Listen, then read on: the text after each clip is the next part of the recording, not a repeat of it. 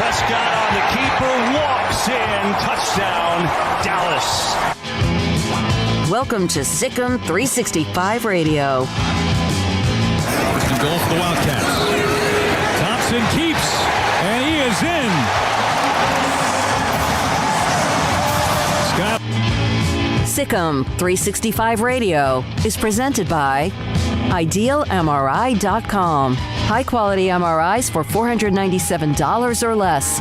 IdealMRI.com. Your health is important, so is your budget. Ritter's first pass is a deep shot. He's got Tyler Scott, and he's into open space. First throw of the year for Desmond Ritter. Touchdown, Bearcats, 81 yards.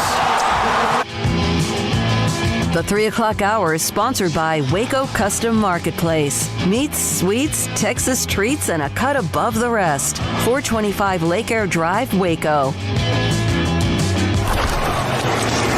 Here's Elliott. He will get it. Touchdown Dallas as Elliott fought for it and has his 6th of the year.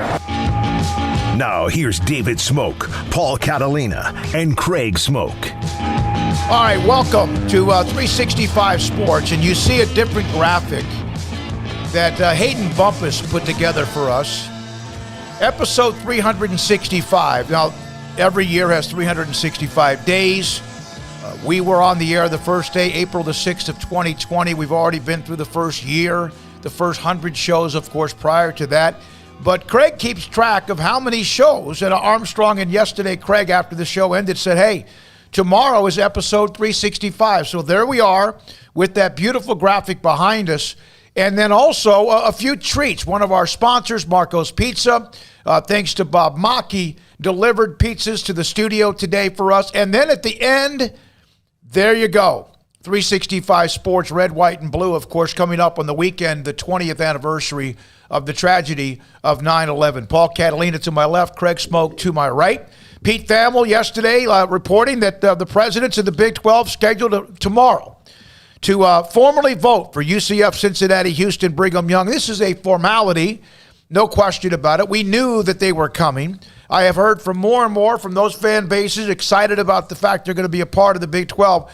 But there will be various votes along the way. But this one here is the formal, hey, do you want to be a part of the conference? And these teams of our programs, universities, have already said, we want to come to the Big 12. Yeah, and the AAC has now publicly acknowledged that they're going to have to expand themselves and that they're going to do that. Mike Oresco's done that. So all the talking around things can be over soon, which is fun. It's nice. It'll be nice to directly talk about it with the people in the know and in charge. And I'm excited to hear what the universities, I want to hear what UCF and BYU and Cincinnati and Houston have to say about this opportunity for them. I'm sure they're busting at the seams. Yeah, I think got to give credit to Ross Dellinger and SI. They actually were talking about this last week, and then, Pete Thamel came across yesterday and confirmed that it was happening, but we had an indication that was going to take place, and he was able to just, solidify that, yeah, actually it is going to happen on Friday. So great news. We were kind of talking about that yesterday quite a bit. Looking forward to these 4 teams being brought in, and it's not going to stop expansion, obviously, because as you said, the Americans now got to go and poach some teams. Although, now we're starting to whittle down to a certain group of teams that are remaining that are viable for anybody to want to go and poach from somewhere else. Pretty soon, there's not going to be anybody left to go and get, because you're only going to go down so far. But, I think the American, there's some good teams for them. They could have been in a way worse position as far as who was available. But I think when you do have some of the teams out there, they're going to be fine. They're not going to be as strong, obviously, but they'll still be a good competitive conference, I believe. But, yeah, I'm excited for tomorrow and excited to see what the Big 12 actually says and the responses from these schools. It should be pretty cool. We will have John Kurtz. He covers Kansas State. He has a YouTube channel as well. He's been really on top of this as well when it comes to the Big 12 and the possibility of expansion or realignment or whatever words you want. He'll join us today at 3:30. Here are 2 or 3 text messages from the 281. Let me say this. I'm starting to get excited about what I see with the Big 12. This would be a complete run conference in football, flat out better in basketball than the SEC. There is a real potential here. Great work, by the way. Thank you. To the 281 as well, given Texas Tech whipped Houston at NRG, and Tech is not considered a world beater, and about half of the attendance was Red Raider fans. Is there any concern U of H fans are not numerous and will not travel to Big 12 games? Not so much of a cash machine for the Big 12. And then one more than you guys respond to these from the area code 513. This is Jordan McDonald, Cincinnati, Ohio. And I say we're going to dominate college football for once the Cincinnati Bearcats are picked up to be a part of the Big 12 conference. Well, I love Cincinnati's swagger. Cincinnati's on the right track with Luke Fickell, and joining a Power 5 conference maybe keeps him there. Maybe that keeps him there. Just like it'll keep coaches in places, at UCF and at BYU usually has long tenured coaches, so that's not usually a problem for them. But it'll keep them there. It'll keep coaches at Houston as long as they're successful, and they won't maybe use it as a stepping stone job. And for Houston, I don't know. I think we have to wait and see on that. Will they show up? When they show up when they're good, if the Big 12 helps them get good, will they pop up? Yeah, maybe they will. I don't know. I mean, I think that's one of the concerns when we mentioned about Houston, Craig, from the beginning.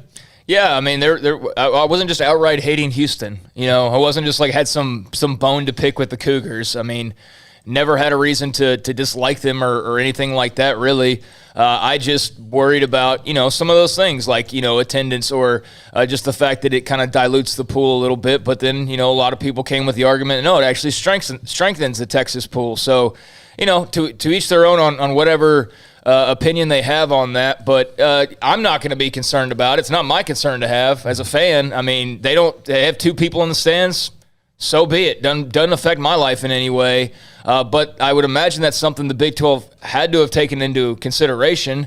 And if they did, which they should, then I guess it's not that big of an issue for them. But, yeah, when I said that Houston doesn't necessarily carry Houston, because that was one person trying to make that argument of, no, it's the city of Houston. It's like, yeah, technically, but not really. That was my whole point, is that you don't have sold-out crowds every week because you're in the city of Houston, or massive TV ratings because you're in the city of Houston. You just so happen to be in the city of Houston, So we'll see if the Big 12, like what I wonder now is if this Big 12 membership does amplify that support. And not to say they don't have good support, but just in terms of people showing up and things like that, maybe that raises the stakes a little. From Michael Messias, or Messias possibly, we UH fans traveled to the Peach Bowl just fine and beat Florida State, followed it up by beating Oklahoma. Stop worrying about us. Okay, well, we'll see. I just said I'm not worried about you. We're not worried about you. We're answering a question. And I had somebody today ask me on the text line prior to the show, what's the difference between Houston and SMU? Why would they get picked other than SMU? Both of them have a lot of the same similarities. A lot of them have the same type of pros and cons.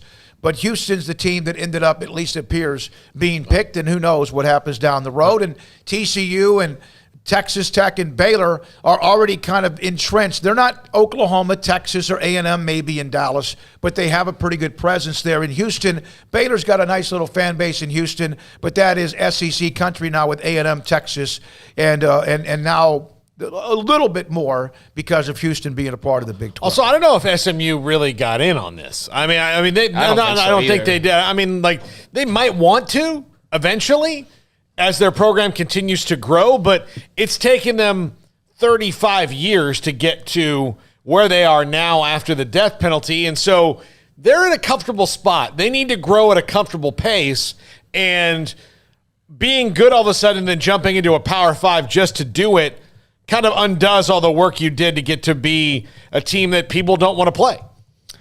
Yeah, and we could get into that, and we will, and we've discussed it a lot, and so also the text line's available. Phone calls up until 3:30 today at 254-339-1122. I got a couple of San Diego State notes today, and again, the question we have when you ask about San Diego State, and is he from the 310 who played there in 2006 until 2010, the question I have about San Diego State is then why, if there's value there, or UNLV, if there's value there, then why would the Pac-12 not have already gobbled them up? And then you could say the same thing. If there's value at SMU and Houston, then why would the original Big 12 not have included them in the first place? So you have this, you're close but not close enough. And by the way, those 8 remaining teams in the Big 12 right now kind of feel the same way. You know, how come we weren't picked up by somebody? And so it just kind of, what do you call it? But sometimes blank runs downhill. And unfortunately, some schools, no matter their population of the city they're in, it just doesn't carry the weight that you would like. And so who knows what's going to happen with college football. Again, this process tomorrow, there are numerous votes. There's already been a few. There was at one point, I'm being told, there was a vote back in August. It was actually a vote in July to explore expansion. And then a week later in August, there was a vote to expand. The first 2 weeks of August were all about visiting locations, sites of universities and campuses, about expansion. About 15 different schools. Of those, only 6 of the 8 moved forward. Brigham Young, Boise State, Cincinnati, Houston, Memphis, SMU, UCF, and USF. And then the commissioner asked for a unanimous vote for who should be among those schools left. And that's when USF and also SMU fell out. That was back in July and August, and eventually you get to the 4 schools now with Houston, BYU, UCF, and also Cincinnati. So we'd love to hear from you today, 254-339-1122. We have John Kurtz at 3:30. Craig Smoak's off the radar. Paul's top 5 at 5:55. We have a lot. Max Olson today at 4 o'clock as well. Matt Carver, realignment was a reality check for every Big 12 team. We are all worth the same. They are, because all of them need each other. And unfortunately, it never was like that in the Big 12. It just never was. And then again, even the SEC, the Pac-12, and ACC have their haves, or Big 10 have their haves and have not, but they all seem to still get along. But the concern, though, for me is, if you look at the Big 12 and you look at all the other leagues, the Big 12 was just much more callous, and they didn't have a true mission statement like the other ones do. But there is, if I'm in that other conference and I'm the same kind of school like the 8 that remained, then I wonder, is there a point where they need me until they don't? Right now, and the other conferences, Ohio State and Michigan and Wisconsin need the rest of the teams in the Big 10 until they don't. USC needs the rest of the teams in the Pac-12 until they don't. The Clemson, Florida State, who have North Carolina need the other teams in the ACC until they don't. And that's what I think is concerning about this. There's much more of a spider web than there was in the Big 12 because there was a mission statement there, but Texas and Oklahoma needed the Big 12 until they didn't. And then when they didn't, it was just over. Jimmy B, $3.65 super chat. Congrats on the 365th show. Thank you, Jimmy B, for your chat as well. All right, we will get to John here momentarily. There is the comment from AAC Commissioner Mike Oresco. I think it's ironic the Big 12 appears to have done what they accused us of doing, telling the commercial appeal in Memphis, the newspaper. He, of course, referring to the Big 12 cease and desist letter from Bob Bowlesby to ESPN in July, alleging the TV network and other conferences were engaging in Big 12 schools in an attempt to lure them away in the wake of the SEC adding Texas and Oklahoma. I never take it personally, Oresco said, but in this particular case, I hadn't contacted a single AD from the Big 12. We were looking to see how things would play out and seeing if there would be interest in us down the road. The accusations were completely unfounded. It's kind of irony here that they're talking about going after our schools. Now, you don't have to contact the AD. Doesn't mean there wasn't contact about interest. And it wasn't so much what the AAC was doing. What Bob Bowlesby was saying, to me, was what ESPN might have been doing, which, again, we don't know the truth, and we may never get to that. I think it was very clear in what he said that the AAC was just the team that happened to be involved, and what he said had nothing to do with them. It was all entirely about ESPN. It was very clear based on what he said. All right, from Owen, David, Craig, and Paul, do you think the new Big 12 is going to be old-school, hard-hitting football? I think any conference is constant now evolution of whatever football is. So no, I don't think so. I mean, right now, you look at what Baylor's trying to do with their wide zone and their defense. Yeah, I mean TCU. Yeah, I don't know really what Texas Tech is leaning into, but I don't know about that. I mean, Iowa State, Kansas State. Yeah, actually, you're going to be who it works. Yeah, I mean, you're going to be who works, but I think if you look at it, Texas, K-State, West Virginia, Baylor, Texas Tech last weekend, how did they all win? They won because of defense. This has become a defensive conference. The SEC grabbed the Big 12's offensive swagger, pretended like it was brand new with Joe Burrow, even though Baylor had been running it for years, basically. And then all of a sudden that offense was cool, and it wasn't like, oh, well, they just have the better defenses in the SEC. Remember how they just flipped that whole storyline on its head? Like where it never happened, yeah. Big 12 doesn't play defense. They suck on defense. These offenses are gimmicky. All of a sudden the SEC basically takes it, and defenses are still great. Offenses are fit. That's the kind of ESPN agenda stuff that does annoy me, and it's just so pointless and it's so obvious what they're doing. It's very. It was just silly. Like that offense wasn't good 10 years ago, but all of a sudden it's great because LSU runs it. It's not that Georgia doesn't play great defense or Alabama, but a 45-40 game in the SEC was a great game. 45-40 in the Big 12 for years was they don't play defense. They don't play defense. But LSU won with their offense. Alabama, honestly, they started. There's a great article about how they changed their offense and how, you know what, that's just smart. It doesn't mean you're stealing. It means you're doing. NFL teams, if you're not stealing, you're not getting better. But it's just that when the SEC was having 27-20, which I prefer, that's because I'm 62. But 45-40 became classics. And some of them were, and some of the 61-58 Baylor TCU was a classic, or 50, what was it, 70, what? Hey, you can 70-63 West Virginia Baylor. That was looked at as trash. If you have that this year, Alabama plays whoever, and you have that, it will be talked about forever as the greatest game of all time. You can complain about offenses or whatever, or that changed and all that. Basically what the SEC did was they saw where things were going, not only at the college level, but the high school level.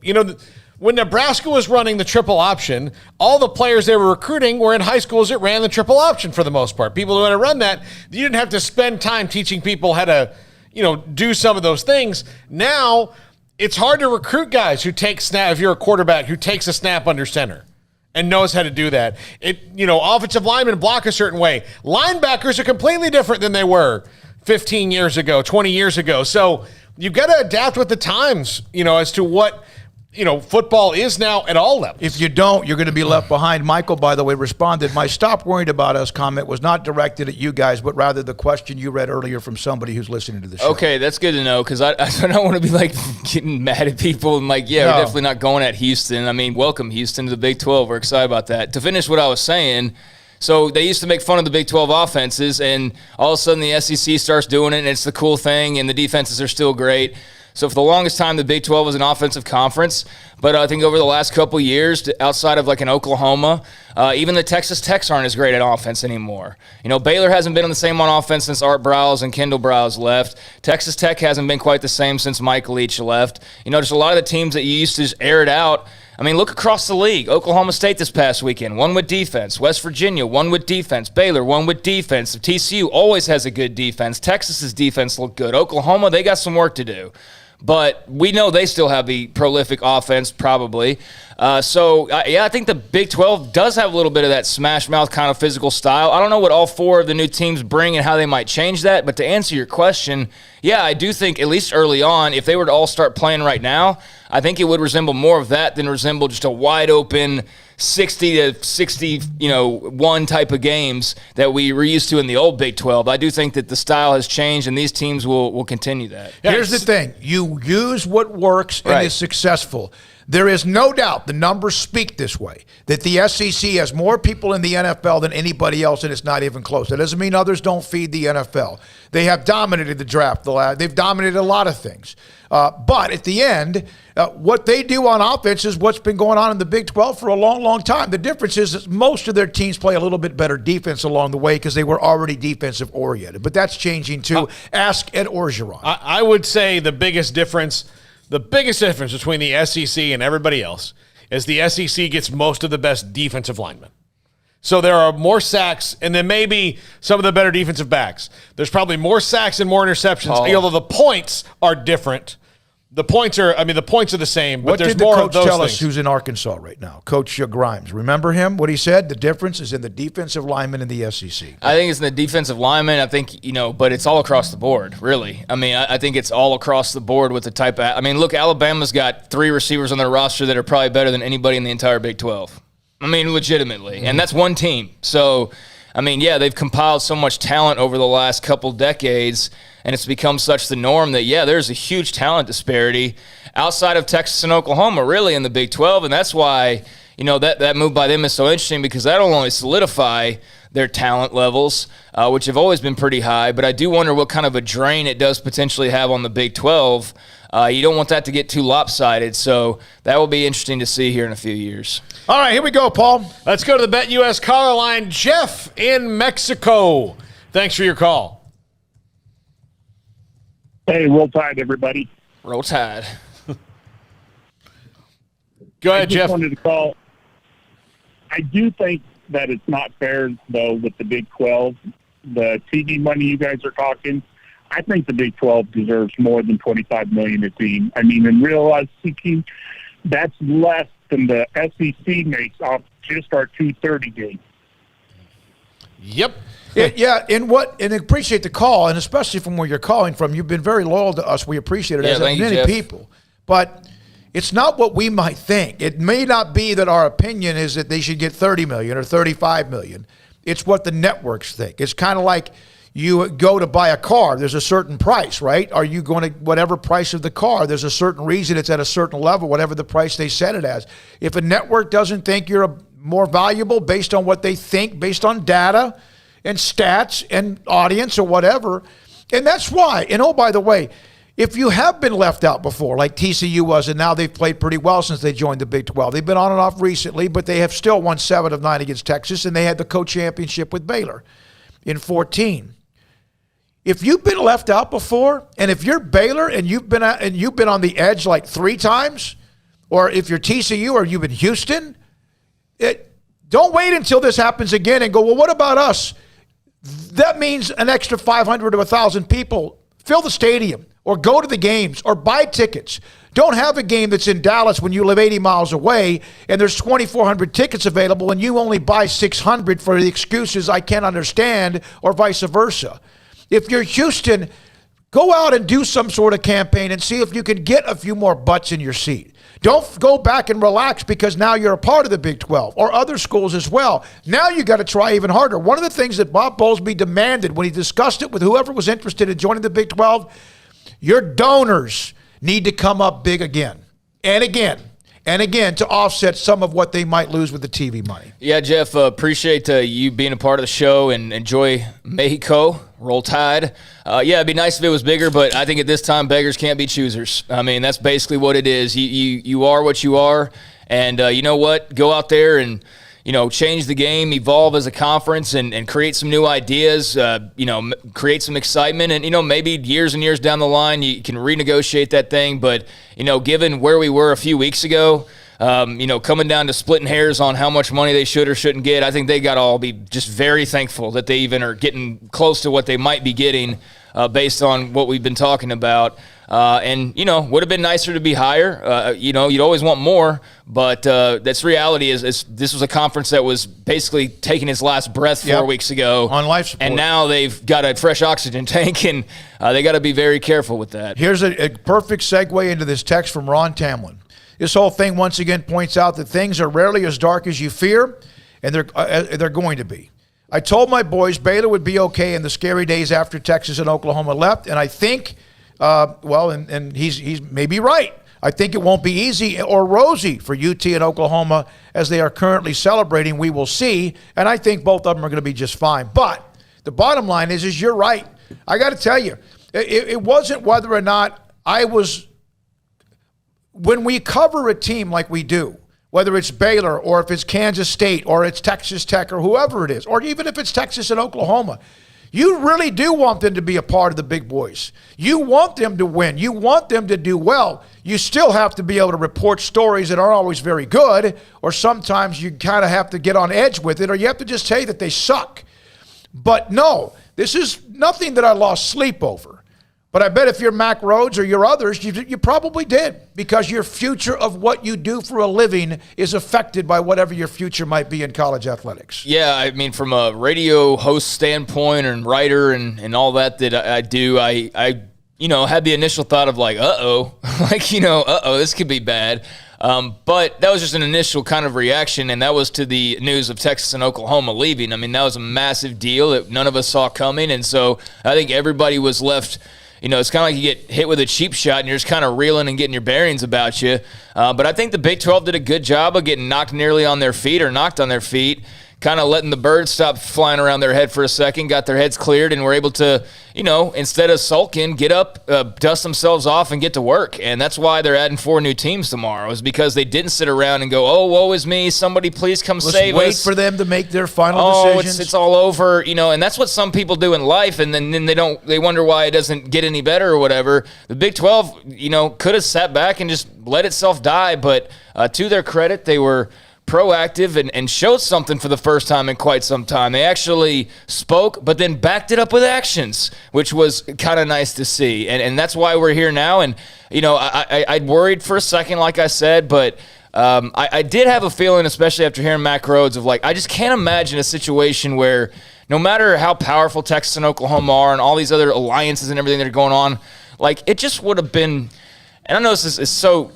silly, but it just would have been wrong to basically wipe out an entire conference of power teams because 2 teams shifted. You know what I mean? And the opportunities that would have ruined. But and just the Big East at one point was and then we've seen that, and we saw what it did to a lot of those programs, and we saw like a lot of them are never going to be where they were before that happened. And so just the idea of that occurring again, but happening in the state, like I'm just glad we were able to avoid that. At least it appears. I want to say one sentence, and I know you have something to add to it. And this right here was not about politics. No. This was people getting their hands dirty and going out and fighting for their lives to keep a conference alive, whether they still have to be signed, sealed, and delivered. But this was about getting down dirty with your neighbor who sometimes you hate and finding a way to make this survive. And at least it appears as if they've done that. If not, I'm not saying thrive, that remains to be seen, but survive and have a chance to be able to play at a level in which you have to have the commitment athletically, financially, and you have to have it because you're a Power 5 autonomy and also money that goes with it. To put a bow on it historically, the last time this happened when A&M left and Missouri left, the whole thing was let's stop them from doing what they want to do. This time was, no, F them. They're gone. Mm-hmm. Let's go move forward, which should have been the attitude the last time, and maybe we're not at this time. When A&M and Missouri left, and I mean, by extension, Nebraska and Colorado, who left the year before, instead of being proactive when those things happened, the Big 12 tried to change universities' minds that were already made up. And Ken Starr sent a letter, and we understand a lot of that. That was, just to kind of, I think what he did that for was one, yes, for his own university at the time, but also just to slow it down for a few days. That just to kind of take a deep breath. Well, and to that point, if Bowlesby doesn't say what he says about ESPN, where are we right now? We may be talking about either the AAC with teams added and or the Mountain West or God knows where. I mean, if he doesn't say what he says, Baylor's maybe in the AAC right now. But you got to give him credit for a guy that was blindsided, knocked on his ass, that he found a way, and maybe the smoking gun found its way to him somehow. It's part of how how history is made, certain things, right, that happen. Here's from a Cincinnati fan on the chat room that we got to take a break as well. Dusty Wright, greetings from Cincinnati. Really glad I found you guys. Great show. Thank you. Looking forward to tuning in. From here on out, go Bearcats. We're going to have a Cincinnati writer on early next week, by the way. I know there's not probably many Reds fans, but AEW had a hot show in Cincinnati last night. Lots of Skyline Chili talk on that broadcast as well, but I've never been to Ohio, period. So I'm looking forward to at some point venturing up there and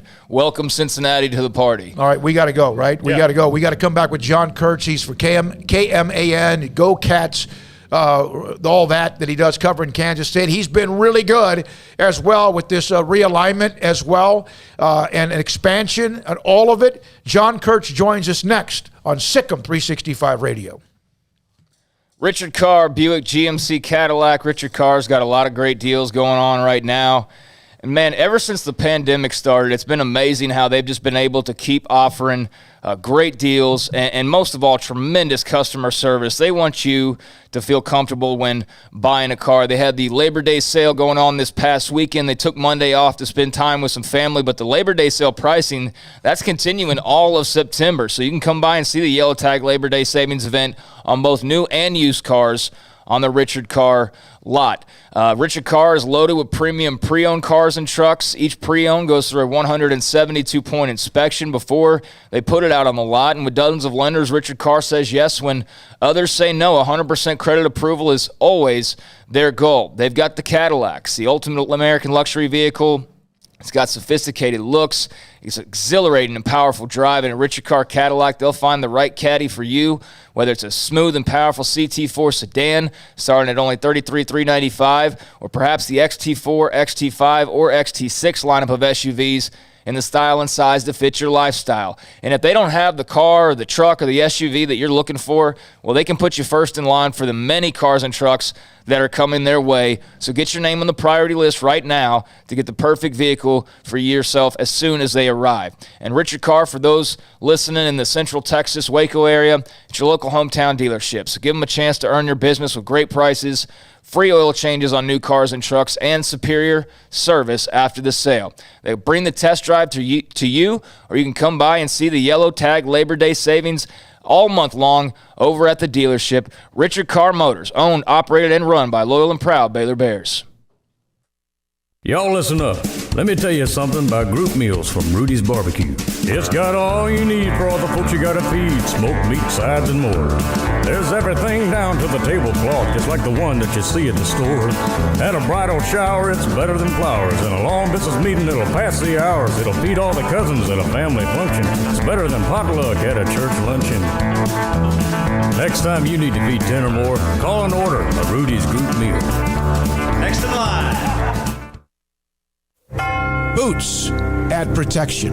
Good boots help you climb better and move forward faster. And when your son or daughter steps into the boots of a U.S. Army officer, they also learn how to lead. In these boots, they'll gain more confidence with expert training in one of more than 150 occupational specialties.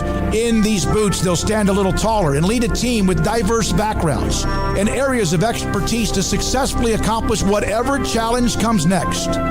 In these boots, they'll earn respect with valuable experience from day one that will give them solid footing for success into the future.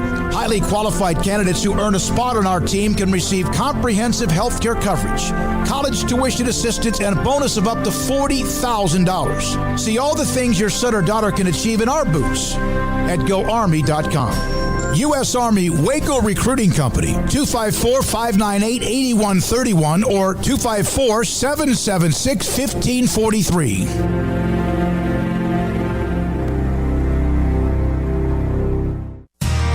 How did Edward Jones become one of the biggest financial service companies in the world?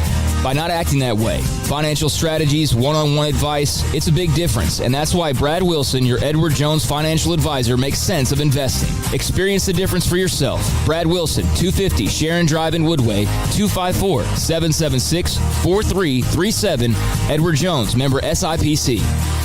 With so many companies and policies out there, it gets so confusing shopping for insurance, and I never know if I'm getting the policy that's right for me. Luckily, I met the team at the Niche Group Insurance Agency. With the Niche Group, you can go to one company and get access to coverage options from many insurance carriers, and you get to speak to a real person about your specific coverage needs. With the Niche Group, I know I'm getting the right coverage at the right price. If you need insurance, talk to the experts at the Niche Group at 1-800-258-8302.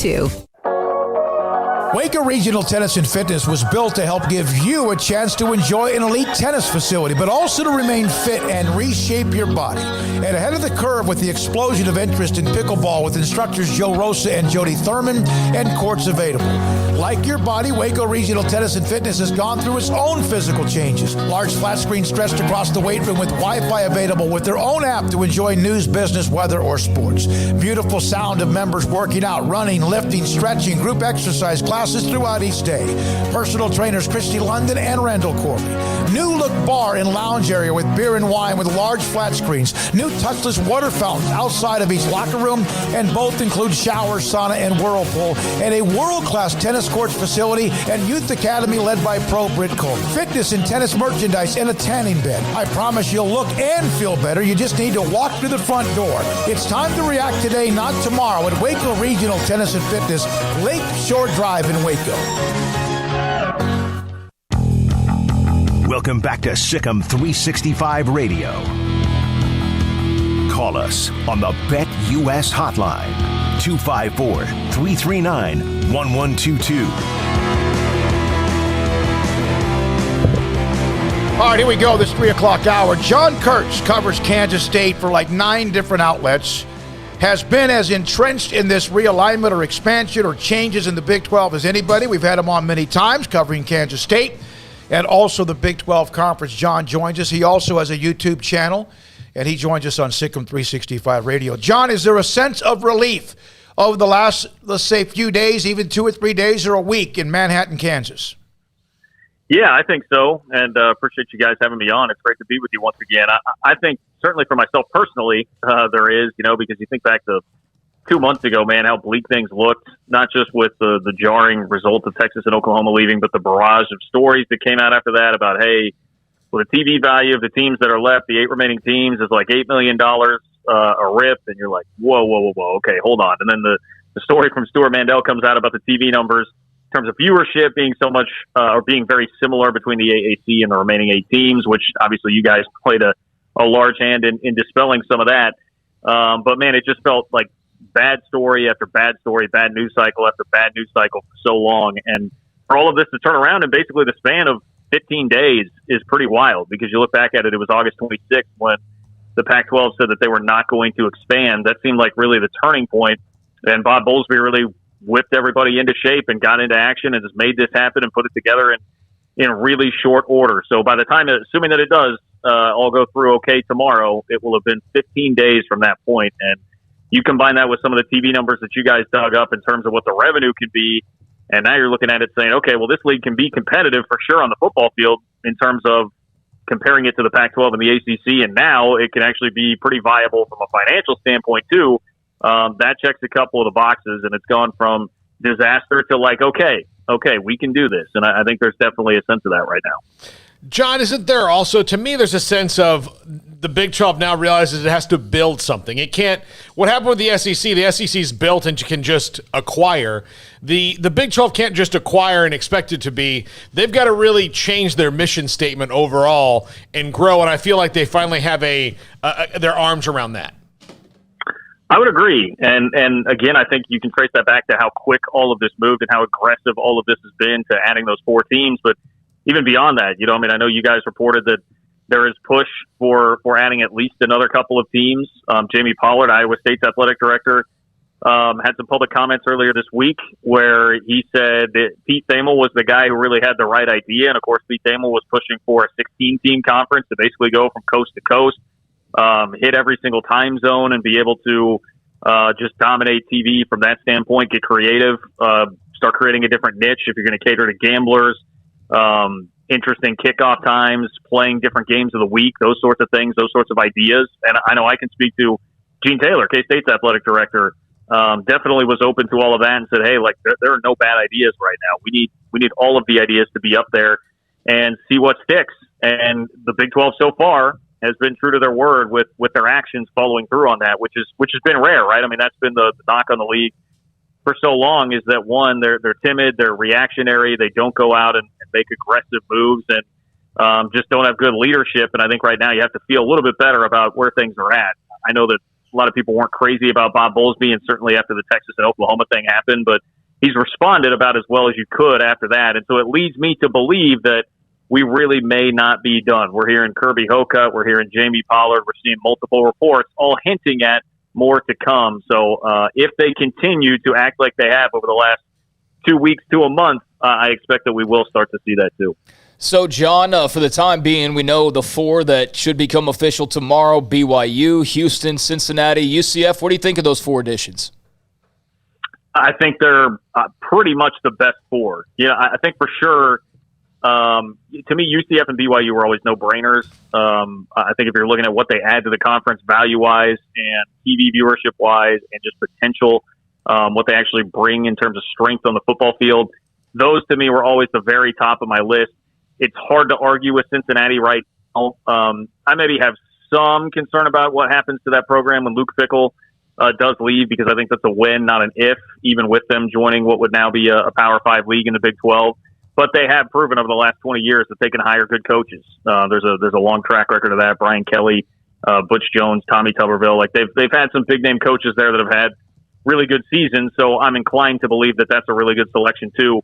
And look, I mean, Houston, I think needs one, figure out what they have in Dana Holgorsen and get it together a little bit on the football field. But man, getting into the Houston market and the recruiting that's there, and just a massive, massive media market, I just think there's so much potential there. So I really like, and I get all the reports at this point mixed up. I want to say it was the Dallas Morning News that had quoted somebody as saying that the Big 12 basically took the 4 best athletes available if you were equating it to the NFL draft. I thought that was perfect. I think that's exactly what it is, because there's no surefire like Andrew Luck slam dunk at the top of the draft, but a lot of the draft is in the first round. You're going to take guys based on potential and the athletes that are there. And I think that's what the Big 12 has done. They've gone out and addressed and assessed the landscape appropriately and got the best athletes that they can try to grow and develop through their program, so to speak, right now over the next 5, 10, 15, 20 years. John, we get a lot of these questions and a few today as well. We brought it up as well. Do you feel like that now Texas and Oklahoma, when they leave, and the fact that they're basically all but gone, it's just a matter of time, but do you feel like that maybe the 8 remaining teams, which wasn't certain that they would stay solidified or they would stay united, because this thing could have broken apart, and I'm sure Texas and Oklahoma would have loved to have seen that. Do you feel like they've all learned a little bit about each other in any way, that this could become a unified conference, even though they have a long way to go? Yeah, I think there's already been some of that. I think it's hard to deny that there's already been some of that, because it was just such a wild time there for the first couple of weeks where everybody's exploring every option. And no matter where you look on social media, YouTube, wherever it is, someone has a wild theory or a source on who's going where.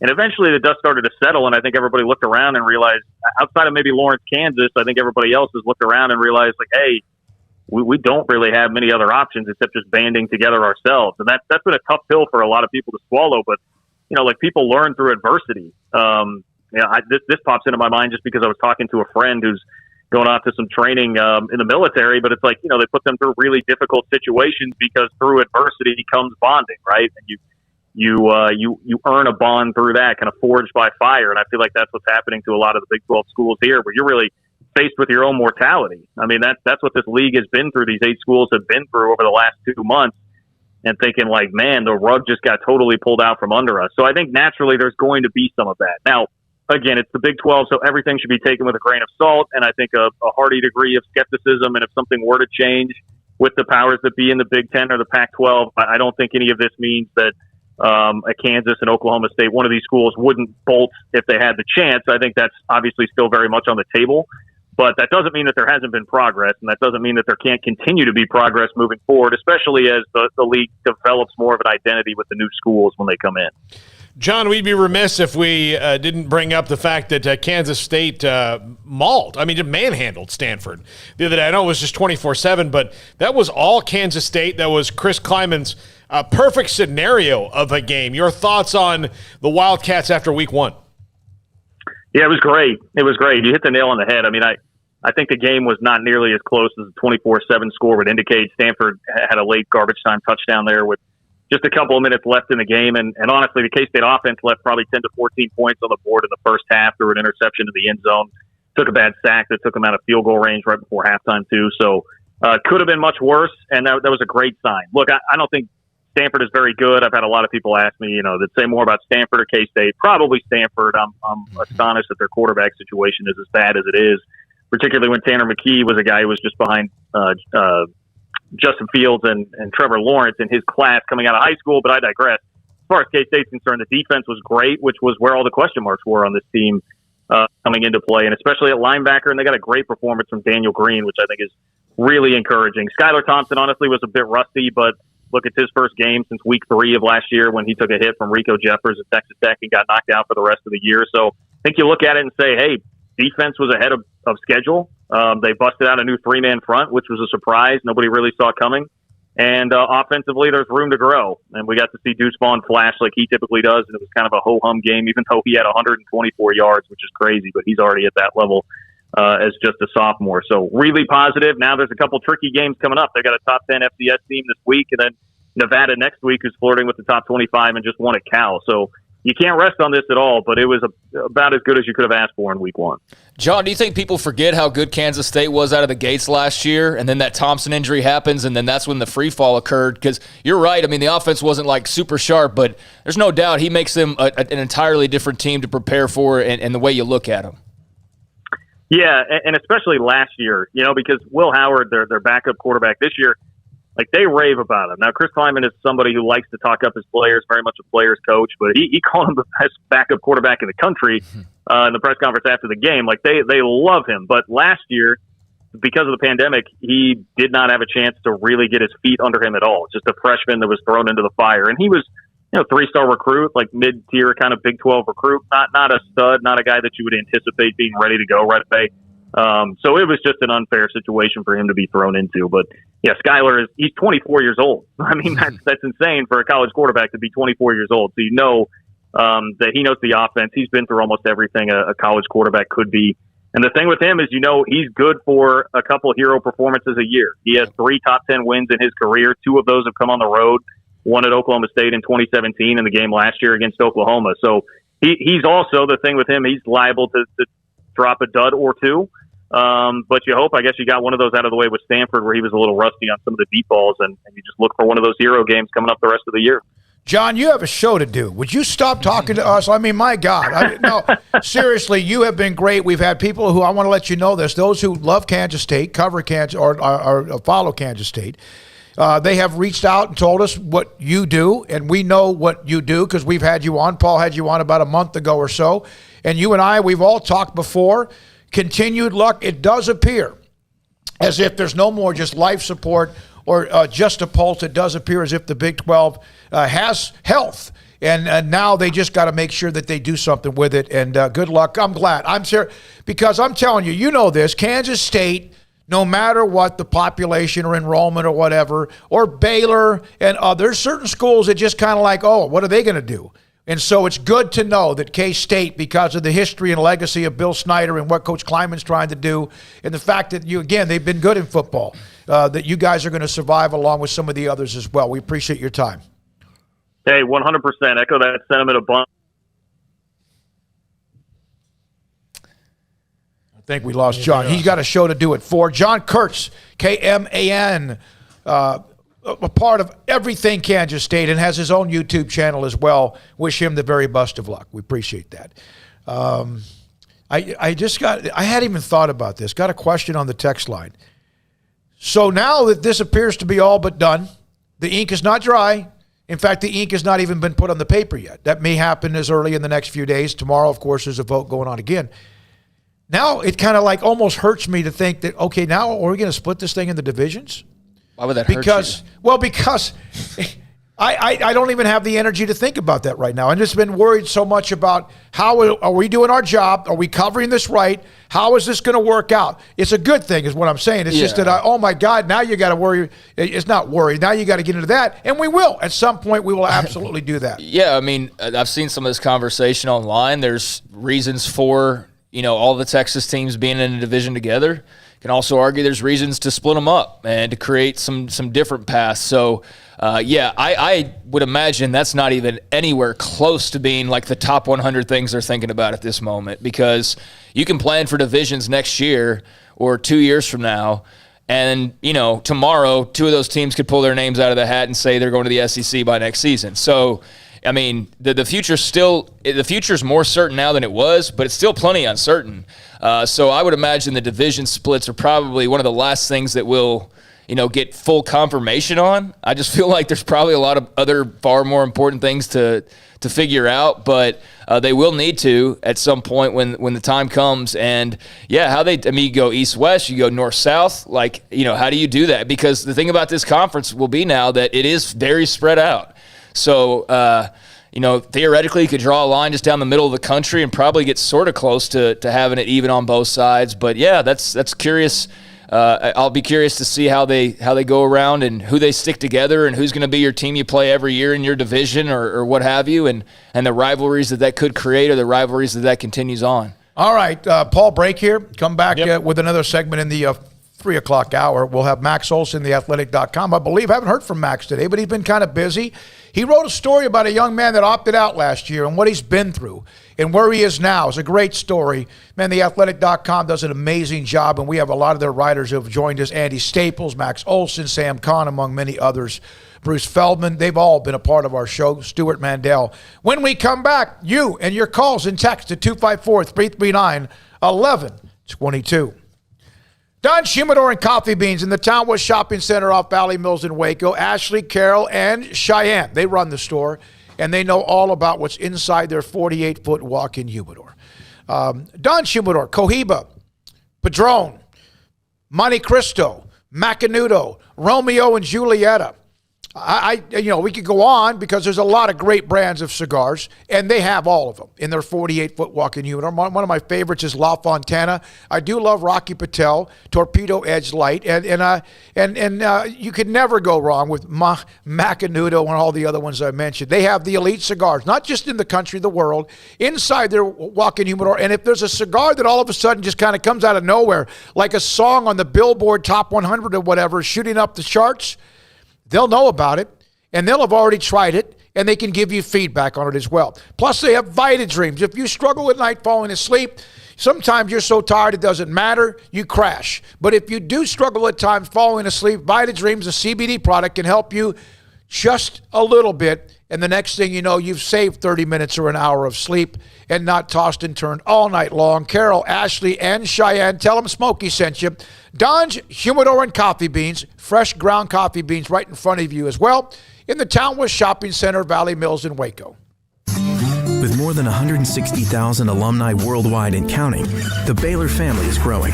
And through the university's expanded Baylor alumni program, the family is growing closer. With hundreds of local volunteers planning events in cities and towns around the country, you can gather with fellow Bears no matter where you are. So, get connected, get something started, get involved, and make plans to get together with Baylor alumni. Visit us at baylor.edu/alumni. Camille Johnson Realtors guide you seamlessly through the process of buying your dream home or selling your current one. Commercial, farm and ranch, or residential, Camille Johnson Realtors can smoothly and successfully lead you through any transaction. With a team of 28 experienced agents who are excited about serving you, Camille Johnson Realtors services the entire greater Waco area. If you're in the market to buy or sell, contact Camille Johnson Realtors, 104 Midway Center in Woodway, or find them online at www.camillejohnson.com. Camille Johnson Realtors, elegant, charming, warm. Welcome home. You know what would make this moment better? pizza. Dough made from scratch and an Italian family sauce recipe pizza. 3 fresh signature cheeses making a melty blanket of perfect pizza. Bob Mock has owned Marco's Pizza franchises since 2013 and has been delivering pizza since 2001 and is the proud owner of 4 locations in the Waco area, in Belmead, China Spring, Woodway, and soon to be open in Robinson. Order at marcos.com to make any moment better. Marco's. Pizza lovers get it.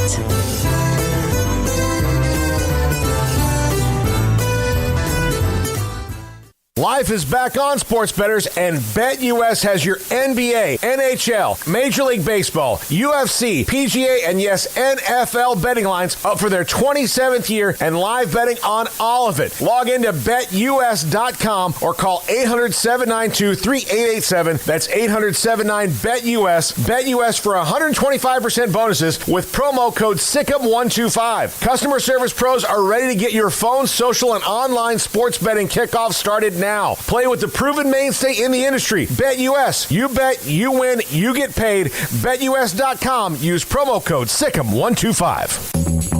Since its inception, Pickup Outfitters has remained politically neutral. We love trucks of every persuasion, not just red and blue ones.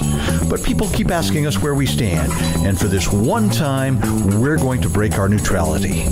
We oppose any government intervention or legislation to end truck nudity. We believe in the American right to drive nude vehicles. We think it's disgusting. We fight it every place we can, and we want to end it, but we want to end it the right way, peaceably. Therefore, we call on Congress and President Biden to respect the rights of truck owners. Our founding fathers didn't own a truck, but if they did, I bet they would have put a bed cover and running boards on their truck. The right to keep and bear your truck the way you want is fundamental to the fabric of this nation, and we believe in that right. So we urge you to come and take it at Pickup Outfitters, 220 Lake Air Drive in Waco. On the web at createacommotion.com. The Labor Day sales event is going on now at Allen Samuels with the new 2021 Ram 1500 Quad Cab Lone Star. Pick out the 1500 Lone Star Quad Crew Cab, which offers style and dependability for any job. Come see this incredible full-size pickup truck today. It's the Labor Day sales event going on now at Allen Samuels, 201 West Loop 340 in Waco. Come by. Let's be friends. See dealer for details. All offers have credit requirements.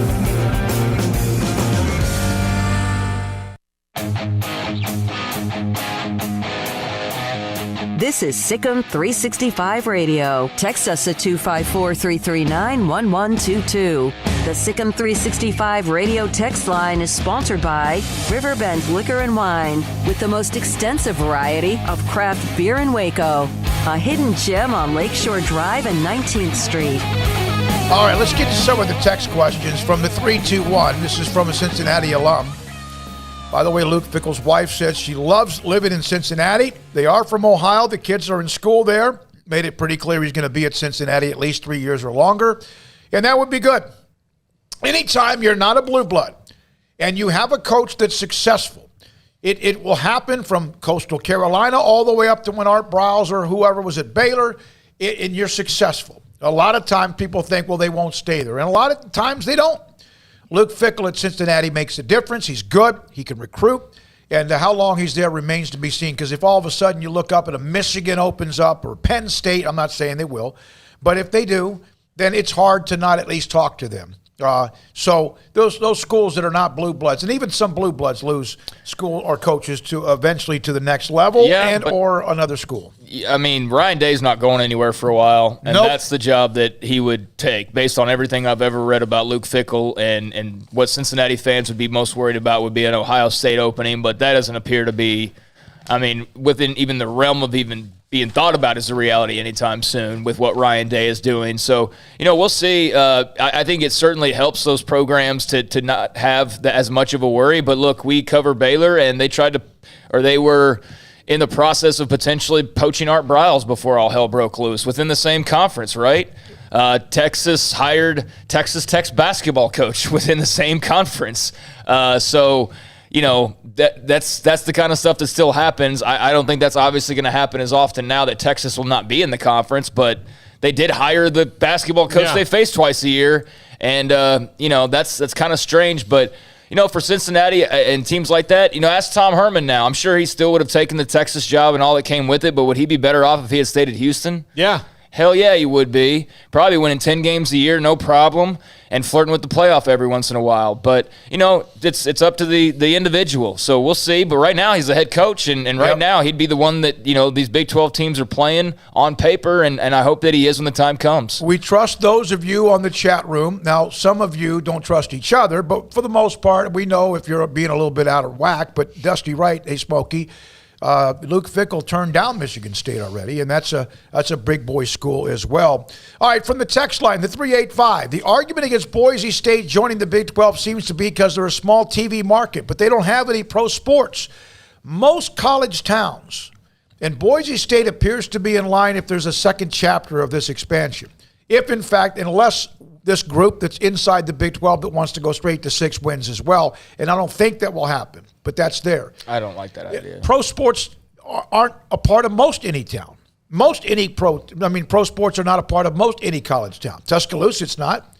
Auburn, Alabama, Opelika, it's not. College Station, it's not, right? Austin, it's not. That doesn't mean there's not a pro sports presence, but most college towns, South Bend, East Lansing, I could go on and on. Not a pro sports town. The schools that are in pro sports towns are the ones that sometimes are the ones that are the biggest concerns about eyeballs, like San Diego State, although do they have anything left other than the Padres? No. I mean, I thought Jack was about to come at you like a spider monkey because you said Austin's on a pro sports team. They've got a kicky ball team there. That does not count. It does not count. I'm sorry. It's Big Four or bust. What in the hell is a kicky ball? It's a soccer team. Okay. No, MLS is on the verge of maybe one day, but remember when soccer was supposed to take over the country and it still has yet to do that 40, 50 years later.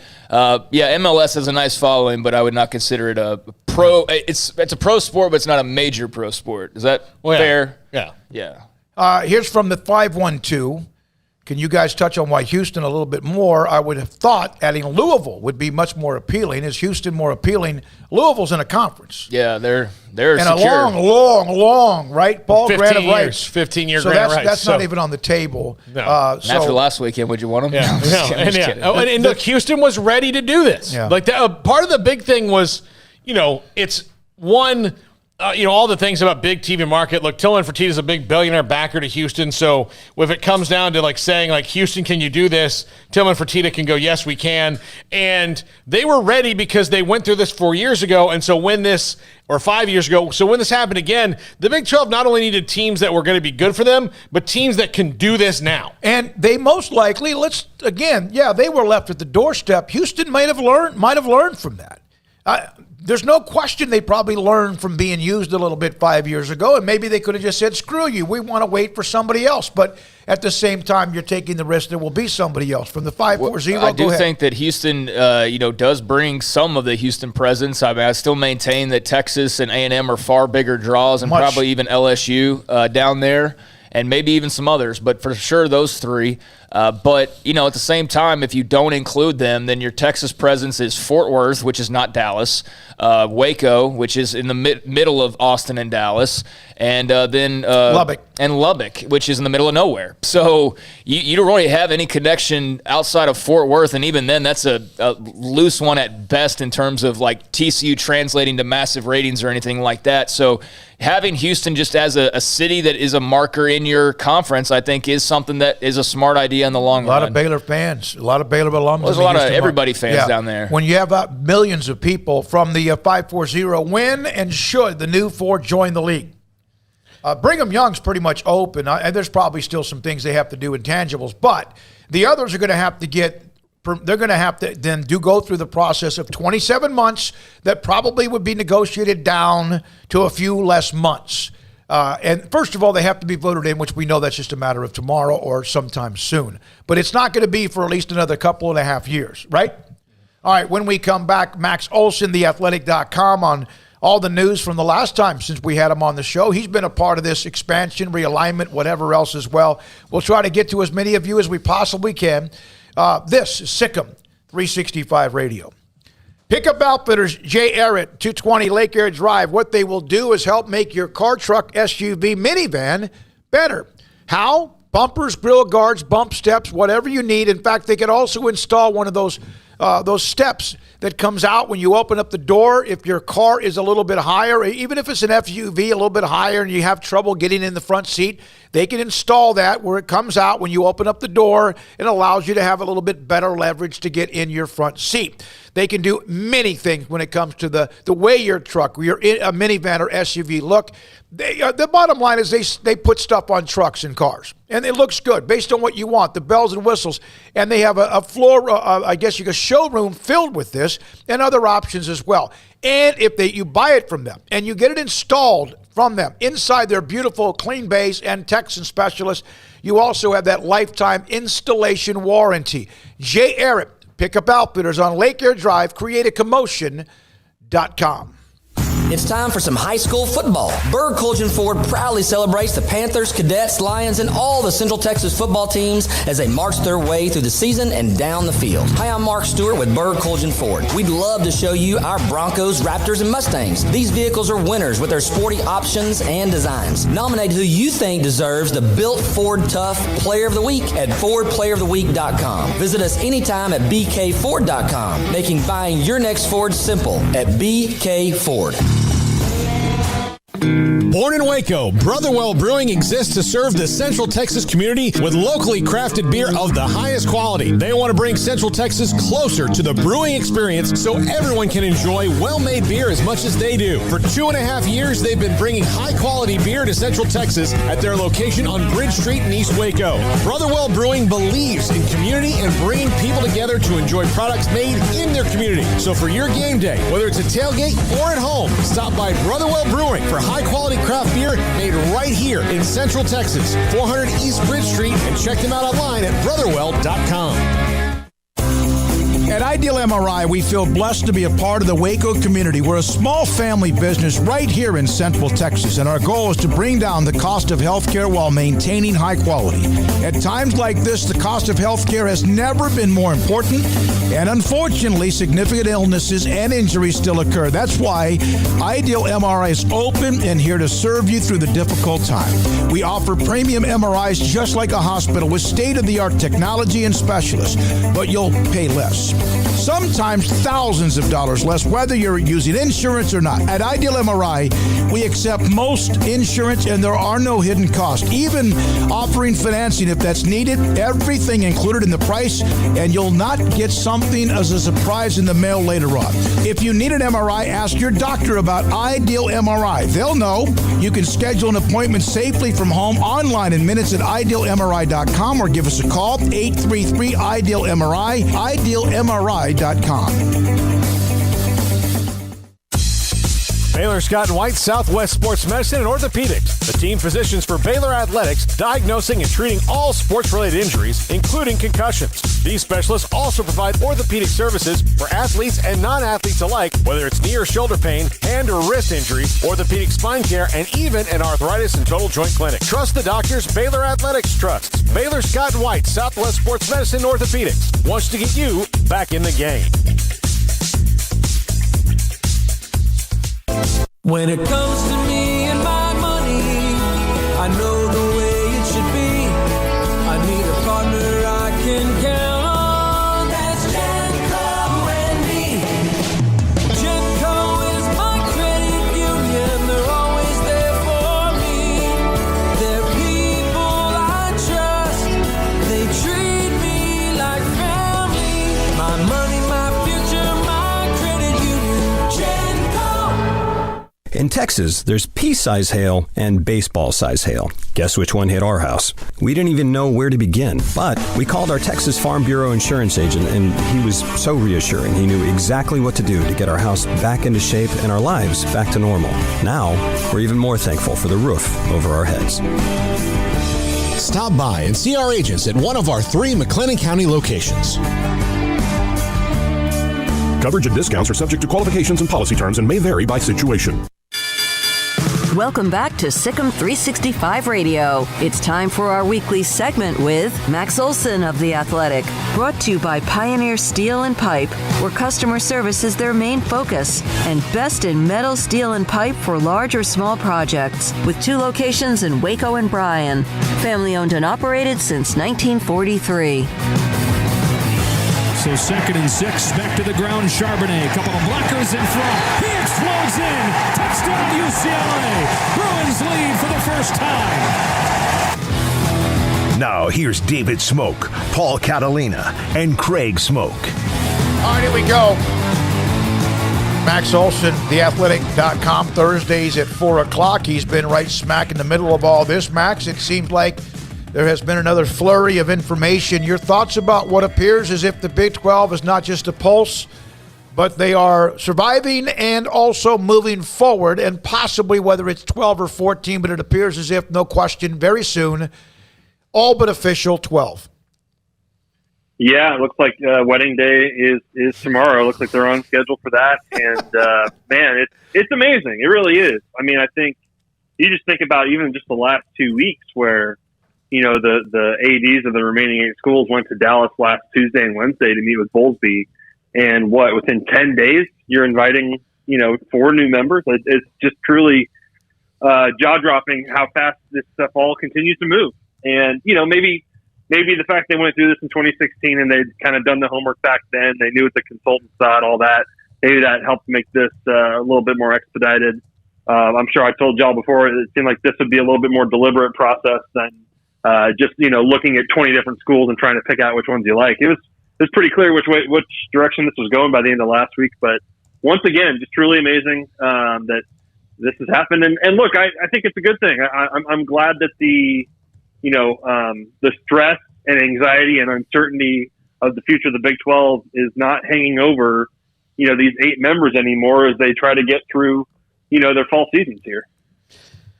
Max, I know this is a huge hypothetical, but we were just talking about this. Had the Big 12 acted proactively, not just when Nebraska and Colorado left, but when A&M and Missouri left as well, instead of trying to sue people to keep them in the league, could maybe they have avoided this altogether?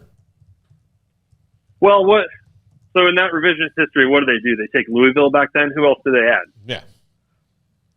Yeah. Who else? Yeah, that, I guess TCU and West Virginia, would maybe have come anyway, but yeah, I don't know. I mean, I don't know what moves they were supposed to make going into 2012 that would have prevented the SEC from becoming as great as it's been over this decade. And I just think that if Texas and Oklahoma want to make that move, again, there's nothing the Big 12 really could have done that prevents, that makes the Big 12 a better conference than the SEC over this time. It's been a historically just incredibly successful period for that conference and for Greg Sankey. And so, yeah, I mean, I don't know. I think certainly in the Big 12, people spent a decade trying to appease Texas and Oklahoma, and look where it got you. So, I mean, I don't know what you could have done, back at the start of the decade to make all this right. But I get the question. I've definitely talked to some people who, and when you look at this round of expansion, do wonder, like, back in 2011, maybe we should have taken Louisville. Maybe there were other schools we should have looked a little more closely at. But again, from a revenue standpoint, just the gap between some of these Power 5 conferences now, I don't know what you can do to avoid that.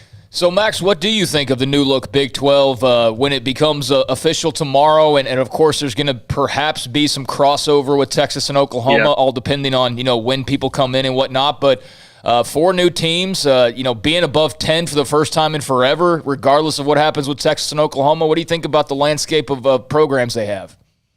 Yeah, it's certainly the idea of it potentially being a 14-team league in 2023 is certainly interesting. But if I'll talk about it as a 12-team league, assuming those two do leave here at some point.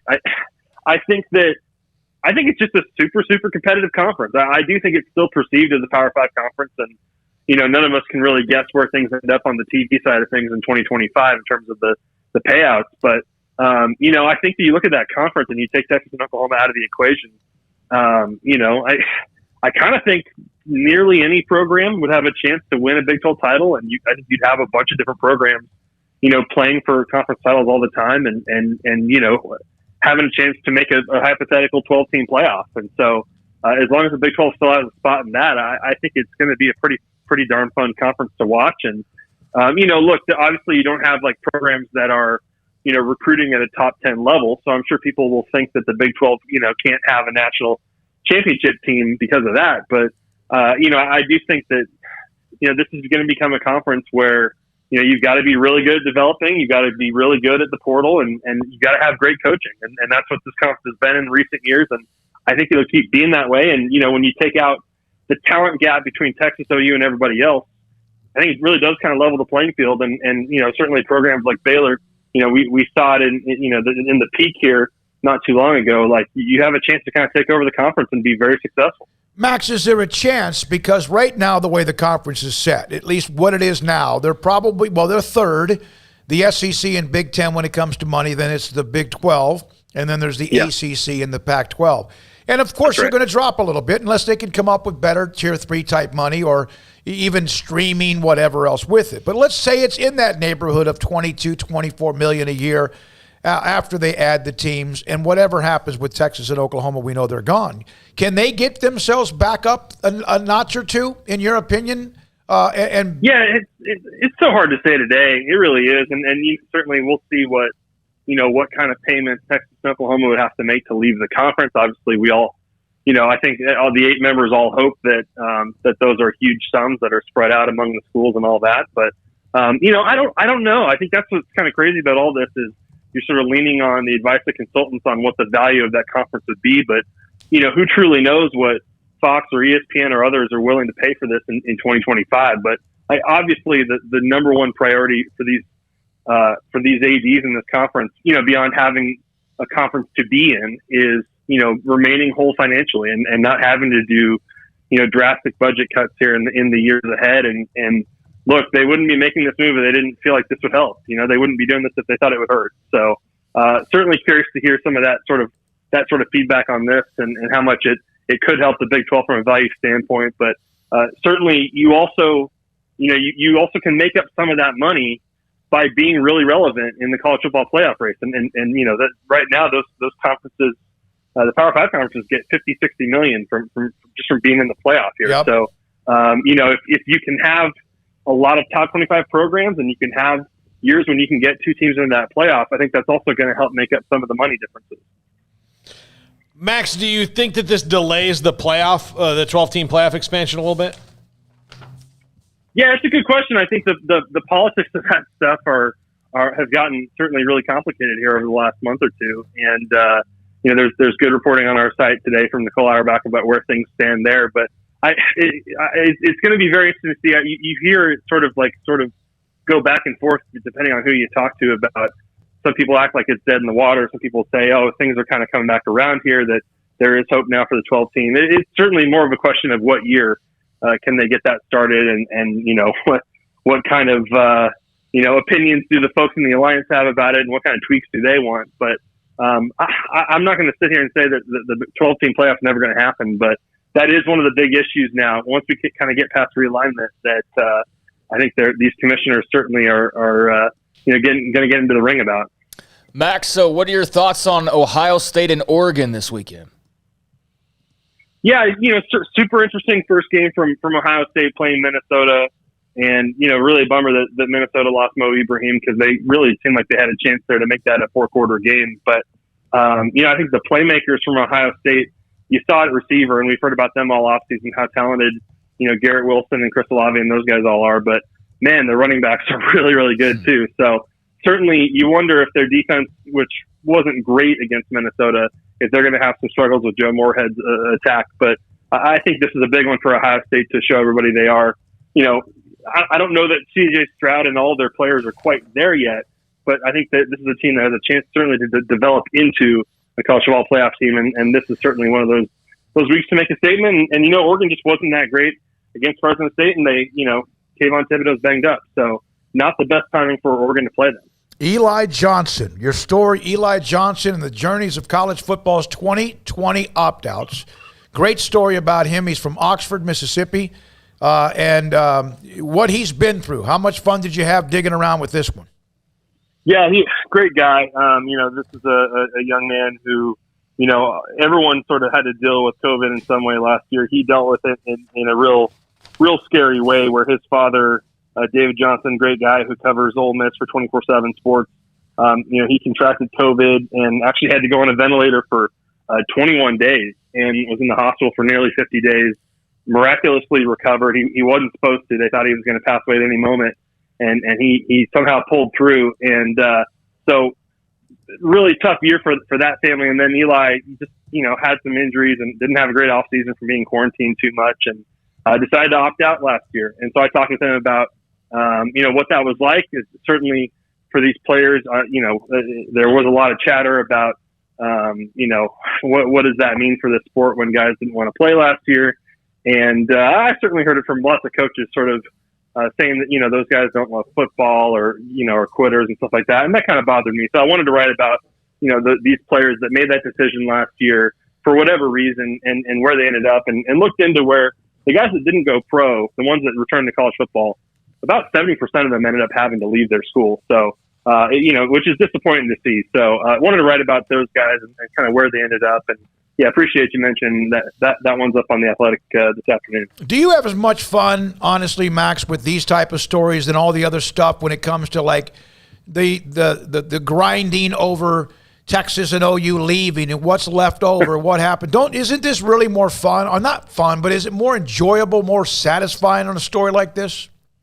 Oh, yeah. I mean, yeah, with all the news that's been going on, it occurred to me I definitely haven't written like a player feature in a couple of months, it feels like. Probably back at media days we were doing more of that kind of stuff. But then ever since things hit the fan right after media days, it's just been really relentless. So, yeah, it's last weekend was really fun just in terms of having games again.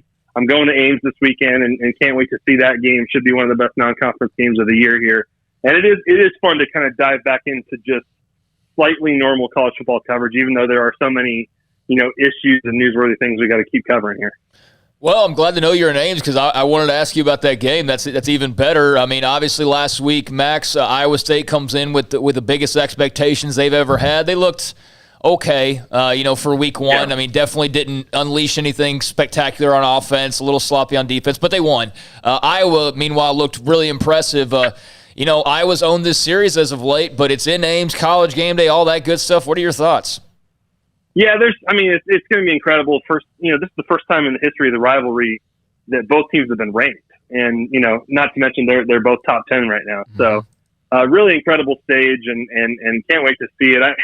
There's so much pressure on Iowa State to finally get it done because Campbell's never beat the Hawkeyes. And you look at the games they've played; they've had a bunch of close ones. But man, Iowa has not turned the ball over in 4 straight games against Iowa State. Like Iowa is just Iowa does Iowa, and that it's really hard to beat. And Iowa State came close last year. I think they were the better team in 2019. I should say. I think they were the better team in 2019 when they played Ames. But that was just a crazy day, and it didn't go their way. And I think Iowa State will pull it off. I think the difference is the quarterback play, and I just don't know if Spencer Petras is the guy at Iowa. I think that Brock Purdy and his experience, this is the week when that makes a huge difference, I think. But a matchup of great, elite defenses and elite running backs. And man, it's going to be really fun to watch and certainly a tone setter here in terms of what this Big 12 race might look like. Max, thank you. Appreciate it, buddy. Glad to have you Thanks, when guys. we can on Thursdays. Again, the story, Eli Johnson, The Journeys of College Football's 2020 Opt-Outs. It's a great story. It's one of the lines, he mentioned this a little bit. His father, David, came incredibly close to dying from COVID-19 last spring. 46 days in the hospital, 21 days in a ventilator. And there's reasons why some of these players, and some of them may have just said, I'm out. But some of them had a pretty good reason for doing that, whether it's entering the transfer portal or being asked sometimes to enter the transfer portal. In this case, they just didn't play. Andrew Billings played at Baylor, Waco High. He was an opt-out, right, in the NFL. And he may be as fresh and focused and maybe back to what maybe he's supposed to be, based on what I'm hearing from him and those who cover. He's starting. And, yeah, I know. And starting on a defensive line that has Myles Garrett and Jadeveon Clowney on it. Yeah, Clowney's one of those. Boy, I tell you what, he has bounced around quite a bit for what is an incredibly talented and massive human being. Well, I was interested to hear his thoughts on Iowa State and Iowa. That should be a great game. A lot of emotions riding throughout that one, just with the rivalry and just all that we mentioned. I mean, the expectations for Iowa State this year, the top 10 rankings for both. I'm with them. But Iowa State just hasn't been able to beat them lately. So if they were to get that win this weekend, that would be just incredibly massive for Matt Campbell and company. Iowa's been good, and they've had their ups and downs, but they've been good for a long, long time. Steady and consistent. They've had some teams that have been even better, and then they've had a couple of times when they've kind of like dipped themselves in a little bit of struggles. But they are solid as a rock. I love the way they play the game. At times you wish maybe they were a little bit more, more urgent.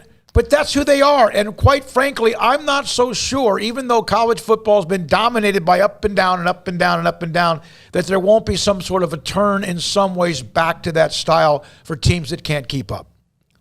Yeah, I mean, potentially, we'll see. But they've got a great opportunity in front of them, a big opportunity in front of them, and I know that they've probably already started cracking open the Busch Lights and pre-gaming 2 days out. But that should be a good one. And the rest of the schedule, Texas and Arkansas, we didn't ask about that, but that'll be a telling game in some ways for both teams. Just kind of see where they are at week 2.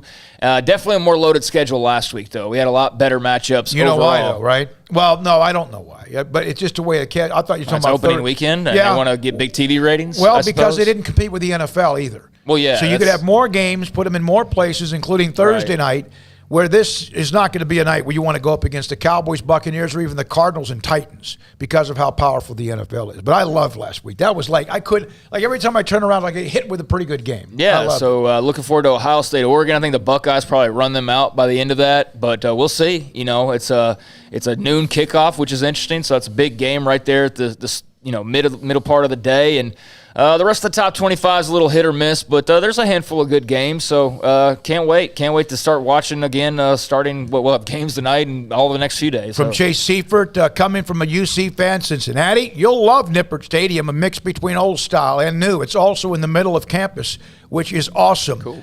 Text line, any talk do you think yet about the number of conference games? It's kind of like the divisions. That's like, for me, been put on the back burner to make sure they have enough teams for divisions. Any talk about the number of conference games? Because right now the Big 12 has 10 teams, 9 conference games. There won't be, if they go to 12, 11 conference games. I love 9. 9 conference games when you have enough, 3 non-conference games. You have 2 games at home where you make some money, and then you play somebody home and away over time, like 7 or 8 different teams over 20 years. That's what I would like, but I don't know how that's going to work out. Yeah, I think they need to keep it at 9. I think 9. You think they went to 8 at one point? I think everybody needs to go to 9. I think the SEC is going to have 16 teams. They need to buck up and go. I think everybody should be at 9 conference games. I don't know how it makes sense to add more teams and lower the number of conference games. There you go. Like that would make no sense. And obviously you can't play everybody every year. That was one of the charms of the Big 12, was that you couldn't avoid anybody. You had to play every team, every year, which was kind of cool. But now that's obviously not feasible. So, yeah, I mean, at least you're playing 9. And I think that's actually perfect. Like you said, a couple of sort of smaller schools, and one of those is probably like this is we're going to win, by halftime game. That's like our tune-up. And then the game that's on paper when you schedule it, more of a name game that could or could not be, a really good opponent by the time that arrives. And, yeah, I think that works out well for everybody. You get a little bit of everything with that schedule, but there is obviously the majority of that focus on conference play. So I'd be fine with them sticking with what it is right now, but haven't heard anything to say that maybe they're looking at a different solution. By the way, Baylor and Houston, a series that might be about to come back again. They've played 28 times. Baylor leads the series 14-13-1. That's from Matt in D.C. Would feel good, he said, about bringing back an old rivalry. That's, of course, Wikipedia, which is a great site on the rivalries among teams. There was one note on the chat room I'm going to get to when we come back. Of course, we have guests still to go. Normally we'd have Mickey at 4:30. Today he's going to be at 5. Craig Smoak's off the radar at 4:45. And then Paul and Craig, Jennifer Smoak at 5:25, Fantasy Football League expert. I can't wait. Very much looking forward to it. Armstrong, do you have what I sent you from Eddie Middlebrooks on the website about, this is on a post on the site. Look at this. Jay Smoak is back. Best day ever. I don't think most of our audience knows who we're talking about here. It's Craig's sister, our daughter, and she is involved in fantasy football, and it is a nightmare every weekend to deal with her emotions, and it has nothing to do with being girls. She had the first pick in the draft. Yeah, she did. Oh, I know. And then I didn't like when she called me on her team. I didn't react to it like I should have, I guess. So we're going to have to kind of bury that hatchet on the air. She'll join us at 5:25. You will enjoy the emotional roller coaster of her fantasy football league. When we come back, more coming up. 254-339-1122. Sick 'em. 365 Radio. If you are looking for a new home or trying to sell the one you're in or moving into the Waco area or the greater 254, you need to call my friends Lance Donaldson and the Donaldson family team, brokered by eXp Realty, 254-214-3713. Look, right now it is a seller's market. What does that mean? That means you're going to get a great price for the house you're selling. But what does that mean for the house you're buying? You need somebody to help you navigate that path that can make sure you get the most for your money and the most that you made on your great deal when you sold a house. Lance Donaldson can do that for you. 254-214-3713 or online at lancedonaldson.exprealty.com.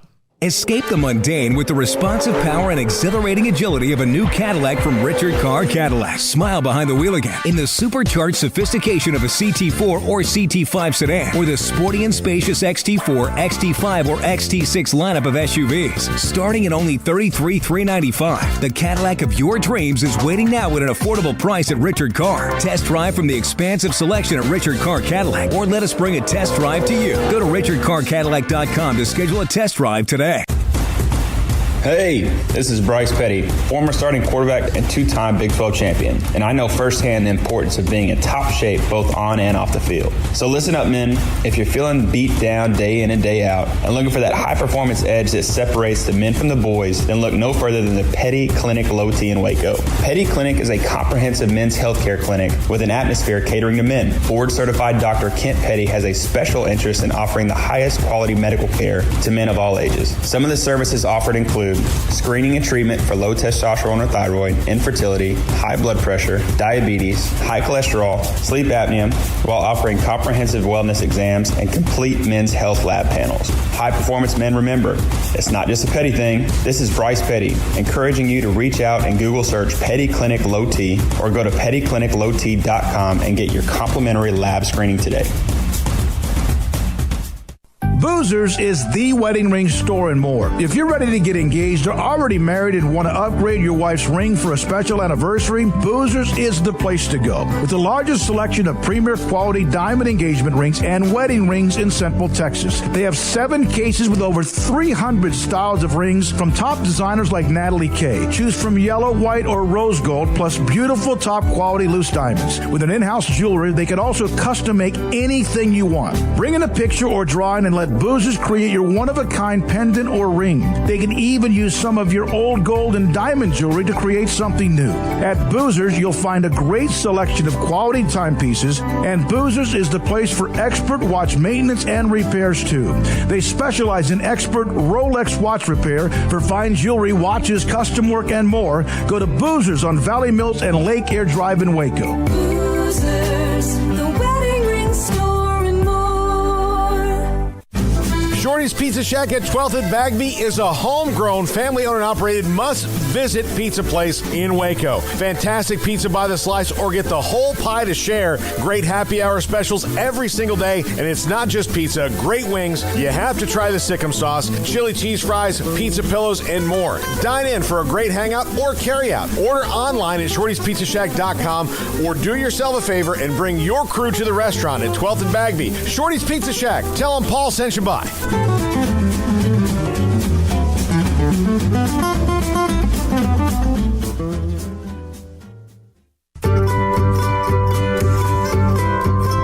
You want to know why Stonewood Dental is so successful? Listen to what happy customers have to say. Pleasant. It's different than any other dentist office. I really feel like they care. And it's not that you're here for 2 hours waiting on someone to take care of you. It's quick and easy, and I bring my kids, and my kids love being here too. They really love the treasure box. staff is really nice and accommodating, real friendly. You feel more like home. It's not sterile looking. Everybody has their own personalized rooms with decorations and decor, and they'll even have a blanket for you when it's cold. I've recommended people to actually come here, and they are patients now. I really love it here. It feels like family. Learn more, stonewood-dental.com.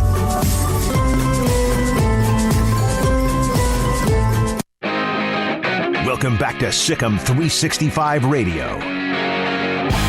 The 4 o'clock hour is sponsored by Boozer's Jewelers, the wedding ring store, specializing in custom jewelry and repair, all in-house. 918 text, when the new 4 teams join the Big 12, the conference championship game should go back to Arrowhead Stadium in Kansas City.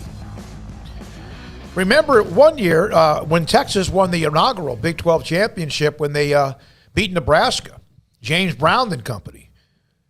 Was that in Kansas City or was it St. Louis? But it was an amazing I think it was in win. St. Louis. It was inside, wasn't it? Yeah, it was. It was in a dome atmosphere. Kansas City's, of course. I remember Kansas City for some reason, Craig. That's when K-State and Oklahoma played one time. It was cold as hell, kind of a bitter day. Of course, it would be in December up there.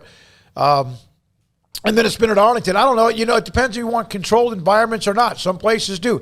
The SEC is in Atlanta. The Big Ten is in Indianapolis. Is that where they play theirs? And then, of course, the Big 12 has been at AT&T in Arlington for quite some time. The inaugural championship game was in St. Louis. St. Louis, yeah. I thought it was inside the dome. By the way, that was Texas ruining not only Nebraska's day, but Florida State's, because Florida State had beaten Florida and then had to play them again, and they were lucky to beat them the first time. And it was a bloodbath in that Sugar Bowl. So that's good. Thanks for the 918. The 304 yeah, I is... I hadn't even thought about the championship game and that part of it. Obviously, they have one with 10, so they'll have one with 12 or 14 or whatever the number ends up being, and when it ends up being that or whatnot. But, yeah, I mean, there should be some good sites, and now you've got some more geography. You got a little more land to play with and a little more – a few more markets to maybe go and explore. So, yeah, I mean, despite Missouri's exit, has been a stronghold for the Big 12. I mean, it really has. They still go up there for basketball all the time, despite the fact that Missouri is no longer in the conference. So that wouldn't shock me to see a championship game up there necessarily. It would, only for the fact that Jerry Jones wanted his place. And there's other options, yes. Yeah, there's you wonder if Jerry wants everything. And what he wants, he usually gets. And that's a compliment, Stanford, K-State. Yeah. And so I would think that he still wants that, even with Oklahoma and Texas and their power and all that stuff leaving. It's still something that's going to be. If the WAC came to him and said, "Can we hold it there?" He'd be like, "Yeah, sure." Of course, yeah. I mean, So I think that's definitely something that could be on the table. No idea where they are. Like they have so much going on. I have no idea what the timeline is of. When we can expect to start hearing more details, but it is fun to play around with and imagine the possibilities. And yeah, they've got a little bit more room geography-wise to play with, and a few more teams to make this, hunt to the championship game a little bit more interesting. And I'm with Max Olson. I think that you eliminate, two of the most obvious teams in Texas and Oklahoma as far as your blue bloods go, and that hurts you. But it also will be refreshing to not have just Oklahoma as the pick every single year in the preseason for the Big 12, and to see Texas at 2 or 3 every single year in the Big. You know what I mean? It's that they do bring the eyeballs, but it'll be refreshing to see that these teams will now just bring the eyeballs themselves and not because of a couple of others, just by default. How long will it be? And I don't know what the contract is with the SEC in Atlanta. You know the boys in Austin want that game in Arlington. And Oklahoma would love that game in Arlington. Now they got to get there, but you wonder how quickly they could try to flip that over. Those are the kind of little, kind of subtle things that change. The offices move. They're not Birmingham as you would think, but I'm just telling you, those are the little tiny things, little turf wars, right? With things like that. I had a fan from West Virginia said he's thrilled that the Cincinnati rivalry gets renewed again. Yeah, that's big for West Virginia, just to have that proximity, that history there. So, that should be, when you look at the new Big 12, what are the rivalries? I mean, you're going to have the ones that carry over. Baylor, TCU obviously is one of those, and, there's several, but obviously you lose some. including your biggest one in OU versus UT. But yeah, you do get to reignite a Cincinnati versus West Virginia. Maybe, some others are created as a result of this. And matter of fact, I'm sure there will be. Like, UCF TCU could become some big rivalry for all we know. So, at least having some of that history mixed with some new, I think is great. And I think that's part of just evolving as a conference and take advantage of that. And the more creative, the better. But, I like Cincinnati for a lot of reasons, and that's one of them. One of the texts we just got, and I was going to read this one as well from the 901, any news about Memphis and the Big 12. We mentioned this yesterday. I was reporting this yesterday. We had this on Friday, that when we mentioned UCF, Houston, Brigham Young, and Cincinnati, that Memphis is right outside that crystal ball. I mean, they are.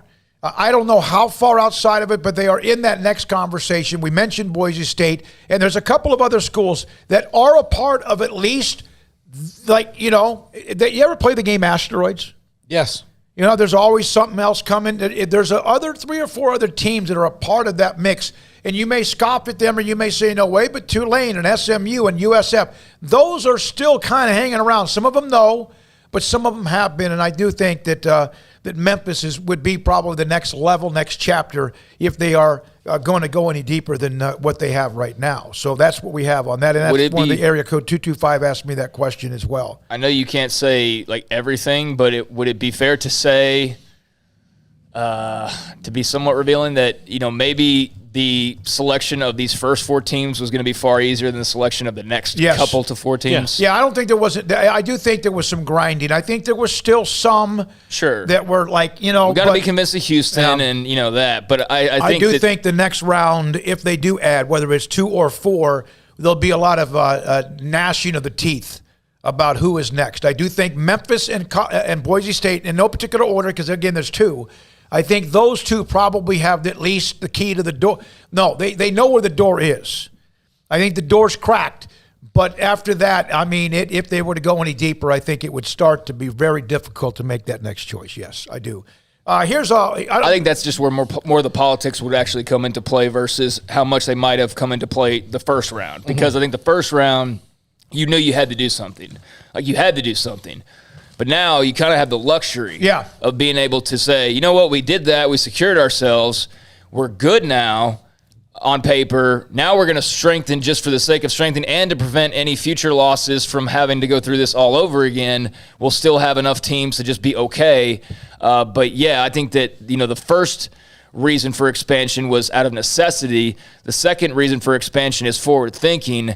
But in that forward thinking, it's a lot more probably political in terms of who is that best fit. Because there's not enough. I mean, you would think Memphis and Boise State would be the obvious, but not necessarily for everybody involved. All right. Jeff Grimm goes, there's no way the SEC leaves Atlanta. Jeff, I'm sure you're right, but I'm telling you, again, I'll say this again. There are going to be subtle, behind-the-scene turf wars. Poke. That's what they're going to do. Yeah. It happened. And I'm not saying where they ended up wasn't better, because it most likely was, but little turf wars from Kansas City and St. Louis to Arlington. Remember, the Big 12 championship used to rotate, San Antonio, Houston, whatever else. And then eventually it was Arlington. Now, again, you can't complain about playing inside AT&T Stadium. Best stadium in America. And in that conference, even if you're Iowa State, Kansas, whoever else, or whoever, I mean, it just made sense. And it's the best stadium in America, although L.A. Well, the new Vegas one's flashy and stuff, but I mean, Jerry's Pac-12 might be going to Vegas for theirs at some point, right?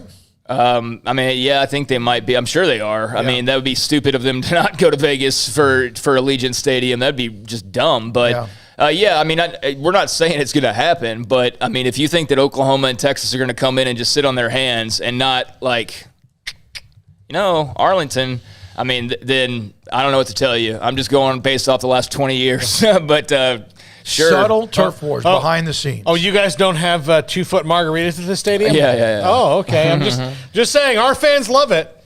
Wouldn't it be great? I mean, you've got these new teams coming in, and we're actually far closer. Wouldn't it be good to get some of that Texas flavor and have a big close game for these new members, and just little stuff like that. I mean, I'm sure there's going to be some some haggling going on. Little things move a little bit closer to the western side of the SEC, or a couple of things move completely. Here's one question, then Craig's off the radar. Haven't listened in a while, so I apologize. What happens if the next round and the Pac-12 starts to have their own issues? How about Colorado or the Arizona schools? Remember, they were part of the original thing, but they're a part of granted rights right now with the Pac-12. I think I can say this now. When Colorado State became interested, at least said, hey, we are interested in talking with you at the Big 12. I'm not saying that Colorado was interested, but I got a feeling. I just kind of have a feeling that when Colorado State's name came up, even though one of their problems might be their financials and whatever else they have with debt and all that, that maybe at least someone from Boulder went, well, maybe we should at least make the call. I think the alliance changes everything. I think if the alliance hadn't have occurred, then there would have probably been an opportunity for the Big 12 to be a little bit more selective in who they brought in. But I think once the alliance occurred, you realize, hey, there's no way out of this in the foreseeable future. And for those Pac-12 schools, like what benefit do you have? You were just told you're going to have games with Ohio State and Michigan and those teams on occasion. You're in no threat to leave the Power Five. You're not only secure on your own standing, even though you're the weakest on your own standing outside of the Big 12's issues, but now you've joined with the number 1A or 1B, however you want to refer to the Big Ten Conference, historically 1A. So you've got that cemented, and then also the ACC, so you've got the entire country covered. So there's not really a whole lot of motivation for those teams to want to look around now at this point. Now, if the alliance doesn't turn out to be just this end-all, be-all type of a thing, or whatever ends up happening with the granted rights, I mean, shoot, the SEC could blow this whole thing up and let it be known, like, hey, we're going to be coming after Clemson and Florida State at some point or whatever. I mean, everything's starting to settle a little bit, but I don't think by any means it's settled. No, And so I would not rule out, like, 10 years from now or 5 years from now or whatever, the possibility that maybe some of those doors do open up because some parties become unhappy. I was reading some things the other day, and I know nobody's going to bolt from the SEC because of the money that's there and the security and the coverage that you get. But if you are a Vanderbilt or someone like that and you see that they're starting to take this direction, like let's say they were to go full into we're going to be a mini NFL, right? With all this name, image, likeness stuff and all that. I don't think Vanderbilt wants to partake in that. Yes, they want the money, but if it comes down to where it's basically all the focus is on football and the Olympic sports start getting pushed to the side, that will upset some people. We get it. They want the collegiate model. They don't want to be the NFL. And Sankey kind of seems like he almost wants to start leaning in the direction of a league rather than the collegiate model. So I do think that if you see somebody who swings really hard in the opposing direction of the collegiate model, no matter how good the money is, there will be some schools that look around and go, well, this is not benefiting us outside of the money factor or what we're about or what we believe in. And so maybe that creates some dissension in the future. Not saying that it will, but I think that possibility is out there. All right, we have a break here. Jack, will you go get those pizza boxes? Do you have time to bring them over here? This is part of a commercial I'm about to do for Marcos. Hey, the Cowboys and Buccaneers tonight. We will focus in on that with Mickey Spagnola today at 5 o'clock from DallasCowboys.com. What a great opener for the NFL. Super Bowl champion, Tom Brady. He's won a dozen titles. You excited, Cowboys. Paul? I'm nervous. Cowboys and I'm excited, but yeah, the logo and all of that. Okay, all right. Coming up next, Craig Smoak's Off the Radar. This is Sikkim 365 Radio. Armstrong, I don't know if you can see. Yeah, you can. Yeah, you can. We had 3 pizzas delivered thanks to Bob Mock. You're good, Armstrong, you're good. Bob Mock from Marco's Pizza. This is our 365th show. That's 1 year. 365, of course, the name of the show, 365 Sports on Sikkim 365 Radio. And so he dropped off 3 pizzas thanks to the driver, gave him a great tip. There were 2 all meat. There's one of them. The other ones are gone, basically. There's a couple of pieces left here and there, but this is just part of what we had thanks to Marco's Pizza. Locations in Belmead and in Woodway and also in China Spring, and opening up a brand new location in Robinson. Bob Mock and Marco's Pizza. Pizza lovers get it. From the first workout to the last practice, sports is an incredible and rewarding challenge. Hi, everyone. This is Dan Ingham with the First National Bank of Central Texas, and we're proud to support each athlete, every parent, and our educators. From families, small businesses, to the biggest industry, we're here to help. With remarkable products like mortgage lending, we've got banking ideas that fuel big dreams. The First National Bank of Central Texas. Familiar faces making local decisions. Member FDIC, Equal Housing Lender. It's time to fire up the grill, heat up the oven, or get that deep fryer going to enjoy the top quality products at Waco Custom Marketplace. Order 30-pound sacks of live crawfish by 6 on Wednesday. Pick up on Friday afternoon after 2 or Saturday. Enjoy the weekend. 30-pound sacks of live crawfish available right now for $4.25 a pound. Find all the crawfish boil ingredients you need, including red beef potatoes, sausage, corn cobbettes, and Louisiana boil seasoning. Make your order for live crawfish by Wednesday at 6. Pick up on Friday after 2 for all day Saturday and enjoy the weekend. Waco Custom Marketplace, your home for fresh baked kolache, cinnamon rolls every day. Butcher shop to cut your steaks the way you want. Fresh seafood, summer sausage, boudin, house cured and smoked bacon, spices, seasoning, soup mixes, and more, and weekly gift boxes for any occasion. Waco Custom Marketplace, 425 Lake Air Drive in Waco, or WacoCustomMarketplace.com.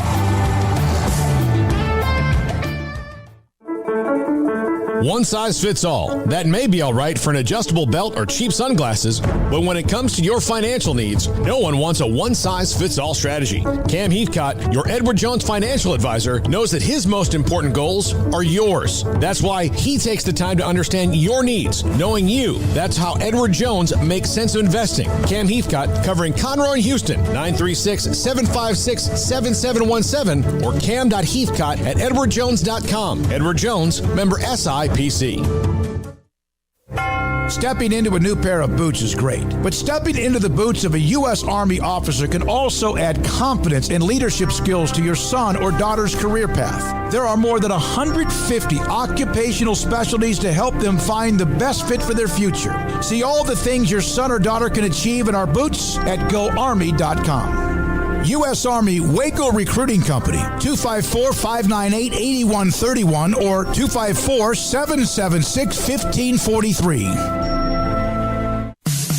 In the market for a quality metal building? Since 1943, Pioneer Steel and Pipe has helped Central Texas residential and commercial customers with metal building design, panel options, building components, and trim options. Pioneer Steel and Pipe's residential line is energy efficient, offers low maintenance, reduces insurance payments, is impact resistant, and carries up to a 45-year limited warranty. In addition, they can also help you find a metal building contractor for your project. Pioneer Steel and Pipe with locations in Waco and Bryan and at pioneersboys.com.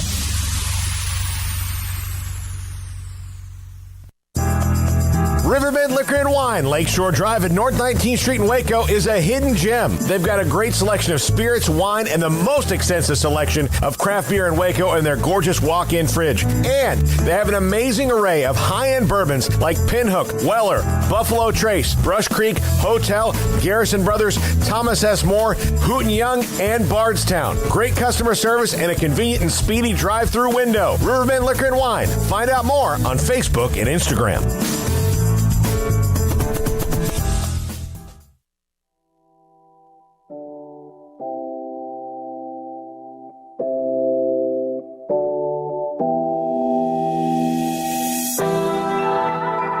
Welcome back to Sikkim 365 Radio. It's time for Craig Smoak's Off the Radar. Brought to you by Pickup Outfitters. Since 1997, we've been outfitting trucks, SUVs, and vans at 220 Lake Air Drive or createacommotion.com. All right, welcome into Sikkim 365 Radio. Off the radar, just taking a look at a few stories around sports that we might not get to with all of our expansion talk, college football talk, and whatnot. Just a few things today. Going back to last weekend, Tanner Mordecai, who played just down the road at Midway High School, of course went to Oklahoma, transferred, now the starting quarterback at SMU. Last week in his debut, threw 7 touchdowns. He was one of 2 Texas quarterbacks to throw 7 touchdowns last weekend. But, you know, that's all over now. They've turned the page. They're looking forward. But I did want to bring up this one quote I had seen from Sonny Dykes. Sonny Dykes said that he got a text from Shane Buechele after the game on Saturday, after Tanner Mordecai had thrown 7 touchdowns in his debut. And Dykes said that Shane texted him, "What's up with the 7 touchdowns? He would never let me do that." And Dykes said back, "Well, we finally got a good quarterback."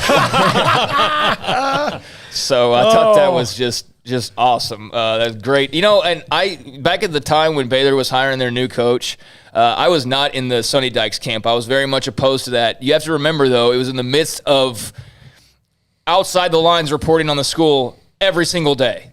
I mean, entire episodes dedicated to nothing new that had happened, but just harping on what had been written. And so at the time, I thought they needed somebody who was not just a good football coach. And I'm sure Sonny Dykes is great off the field as well. But I think it worked out for everybody. Matt Rule was the perfect choice for Baylor at that time. Yep. Sonny Dykes was a fantastic choice for SMU. And he's thriving there right now. So I think it all worked out for everybody in the long run. I'm not sure if y'all saw this. Jamar Chase was an amazing receiver while he was at LSU. Now he's a rookie with the Cincinnati Bengals. But he's having a little bit of a problem in the preseason. He's had 4 drops in his last 2 games, and week 1's coming up, and so some Bengals fans are a little bit, nervous about this. He said that one of them was a lack of concentration, but he had another reason for why he's having drops, and I would love y'all's thoughts on this. Chase said, per Bengals.com, the ball is different because it is bigger. It doesn't have the white stripes on the side, so you can't see the ball coming from the tip point, so you actually have to look for the strings on the ball at the top, which is hard to see because the whole ball is brown, and you have the 6 strings that are white.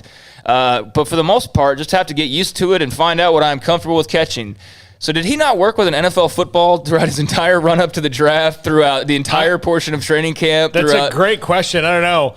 I never heard of it. I didn't know that. Did you? No. Well, I think about it now, yeah, there is the difference of the white stripes, but I would never have – and I can see, too, when a spiral's coming, that's a white circle that's coming at you if it's a good spiral. So I can see that, but at the same time, I'm curious as to how that's suddenly, with week 1 upon you, like that – I don't know. It's an interesting revelation. That to me sounds like Josh Hamilton. I shouldn't have quit dipping during the season. Yeah. I have blue eyes, so I can't catch the ball in the outfield in day games. That kind of bull crap. Yeah. But that's interesting. I never would have thought about that, but I'm sure some receivers have had to make that adjustment. So for Jamar Chase, he's attributing that reason, the lack of white stripes, to his drops. We'll see, though. I'm sure he'll be great. I'm sure he'll be fine. Local note, Caden Powell, Midway basketball player, committed to Wyoming last night. So congratulations to him. Midway Hoops getting one off to the D1 level with Caden Powell. Congratulations to him. Some bad news for the Baltimore Ravens today. Marcus Peters, running back Gus Edwards, both suffering potentially serious knee injuries at practice. And looking like both have suffered torn ACLs. Damn. So pretty big blow there for the Baltimore Ravens. I have not seen an update because I haven't had time, but pretty much the assumption is that it's a torn ACL. Yeah. Well, they signed Devontae Freeman today, and they already signed Le'Veon Bell. Mm-hmm. Both of those guys on the practice squad, meaning that's one heck of a practice squad 4 years ago. But, both those guys are there, and one of them might wind up starting this week. Yeah, absolutely. There's always about 3 of these stories the week before the first game is ever played. Mm-hmm. There's always one the last preseason game, even though a lot of times players don't even play. Freaking starters. J.K. Dobbins, man. Like, what the hell, Yeah, Ravens? you know him well from the Earl Campbell Trophy Award. He's a fantastic guy. We had him on. He's just good. Great man, young I hate man. it. But, there's always a team or two. Like, a guy just goes down just in practice, and it's kind of sucks, to be honest with you. Yeah. I don't care who it is. So the Eyes of Texas was a big hullabaloo, right? A big controversy, at times over the last year or so with players being outspoken about the Eyes of Texas and, conversations on campus and all that. Well, now the Texas chapter of the NAACP and a group of Texas students have filed a federal civil rights complaint against UT for continuing to use the school song Eyes of Texas. They filed it September 3rd with the U.S. Department of Education, alleging that black student-athletes, band members, students, athletes, band members, faculty, alumni are being subjected to violations of the Civil Rights Act in a hostile campus environment over the offensive, disrespectful, and aggressive use of the song. That was from ESPN.com, and they want the government basically to withhold funding from UT while they're using this song. So I don't know if Texas even felt the need to respond. I mean, they're going to have to respond to a lawsuit, but haven't seen much other than the story that I saw on ESPN yesterday. But Sarkisian said they're going to sing the song and go forward with it. So we'll see if anything comes of that. But just another little to do with the Eyes of Texas, which that's not going to go away. No, this is clearly, kind of like a scab that gets pulled back. They had a whole commission try to, do a report saying like, listen, while we understand this and that, there's no racist intent with the song, and it's hard to How It's much hard of to that even was gauge. like anything else when people want to meet about something? Was it they? No, I think there was some legitimate reasons for the people who initially were like had an issue with it. I think you could see their point of view. No, but I'm talking about the meetings and all this studying and all that. How much of that was just, if we do this, maybe they'll go away? Well, I'm sure they probably thought that if they took their time and did it thoughtfully and came to a conclusion, that people would accept the conclusion and that it was done thoughtfully and that it wasn't done like, oh, yeah, screw y'all, we're still doing the song. Like, they didn't do it that way, so I don't know. But the problem was screw y'all, we're still doing the song from the jump. Basically, yeah. So from the jump, You're right. It was, hey, we've got some concerns with the song, and instead of saying, like, okay, can we still do it for now while we investigate this, and then we'll do it. It was, no, screw y'all, we're still doing the song. And then that's what made it worse. I did see some blowback, though. I did see some people that kind of like, really? Like, I mean, and again, this is just, it's something that's always going to kick up. You know, it's going to be there. Yeah, no, it is. It's going to linger. I mean, it's probably not going to make a bunch of headlines or many segments outside of this one. I doubt they're probably spending too much time on it in Austin radio right now, but maybe they are. I have no idea. Speaking of kind of in that same lane, UTSA, the fan base is really ticked off right now at their president, Taylor Amy, who announced yesterday that their 6-year tradition, because you got to remember UTSA is relatively new to the scene. But if you watch the UTSA game, you know they've got the big come and take it flag, which has a place in Texas history. And that was something that I started to notice, like, yeah, UTSA, the big come and take it flag. Well, that is no more, as President Taylor Amy announced Tuesday that 6-year-old tradition of running the enormous come and take it flag and having a rallying cry of come and take it, with the student section doing that, will no longer be part of UTSA tradition. The unfurling of the flag, a cannon would be fired during the fourth quarter of UTS football games. That's all gone now. And Amy said that it's become a distraction from the mission and likely to continue shifting their focus away from work yet to be accomplished, which is a lot of word salad, basically.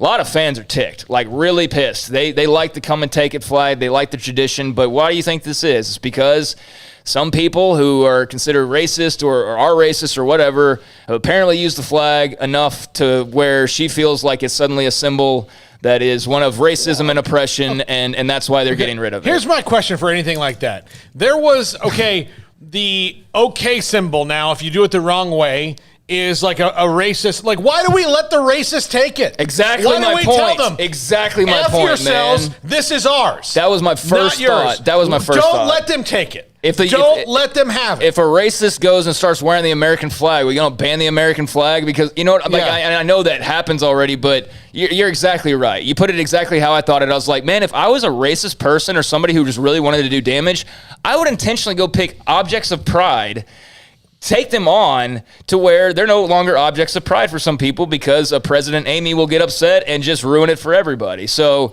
this is, as you can imagine, gotten a lot of backlash from the UTSA faithful. God, I just don't want to do my last show today. You don't have to let, it's easy. Don't let them. Yeah. Or just absolutely stop being we're talking about freaking sensitive about everything. Well, we're talking about people in higher education. There are no more sensitive people in the entire world who think that they are better than they are than people in higher education. And I have a lot of people I respect in higher education, but a lot of them are batty.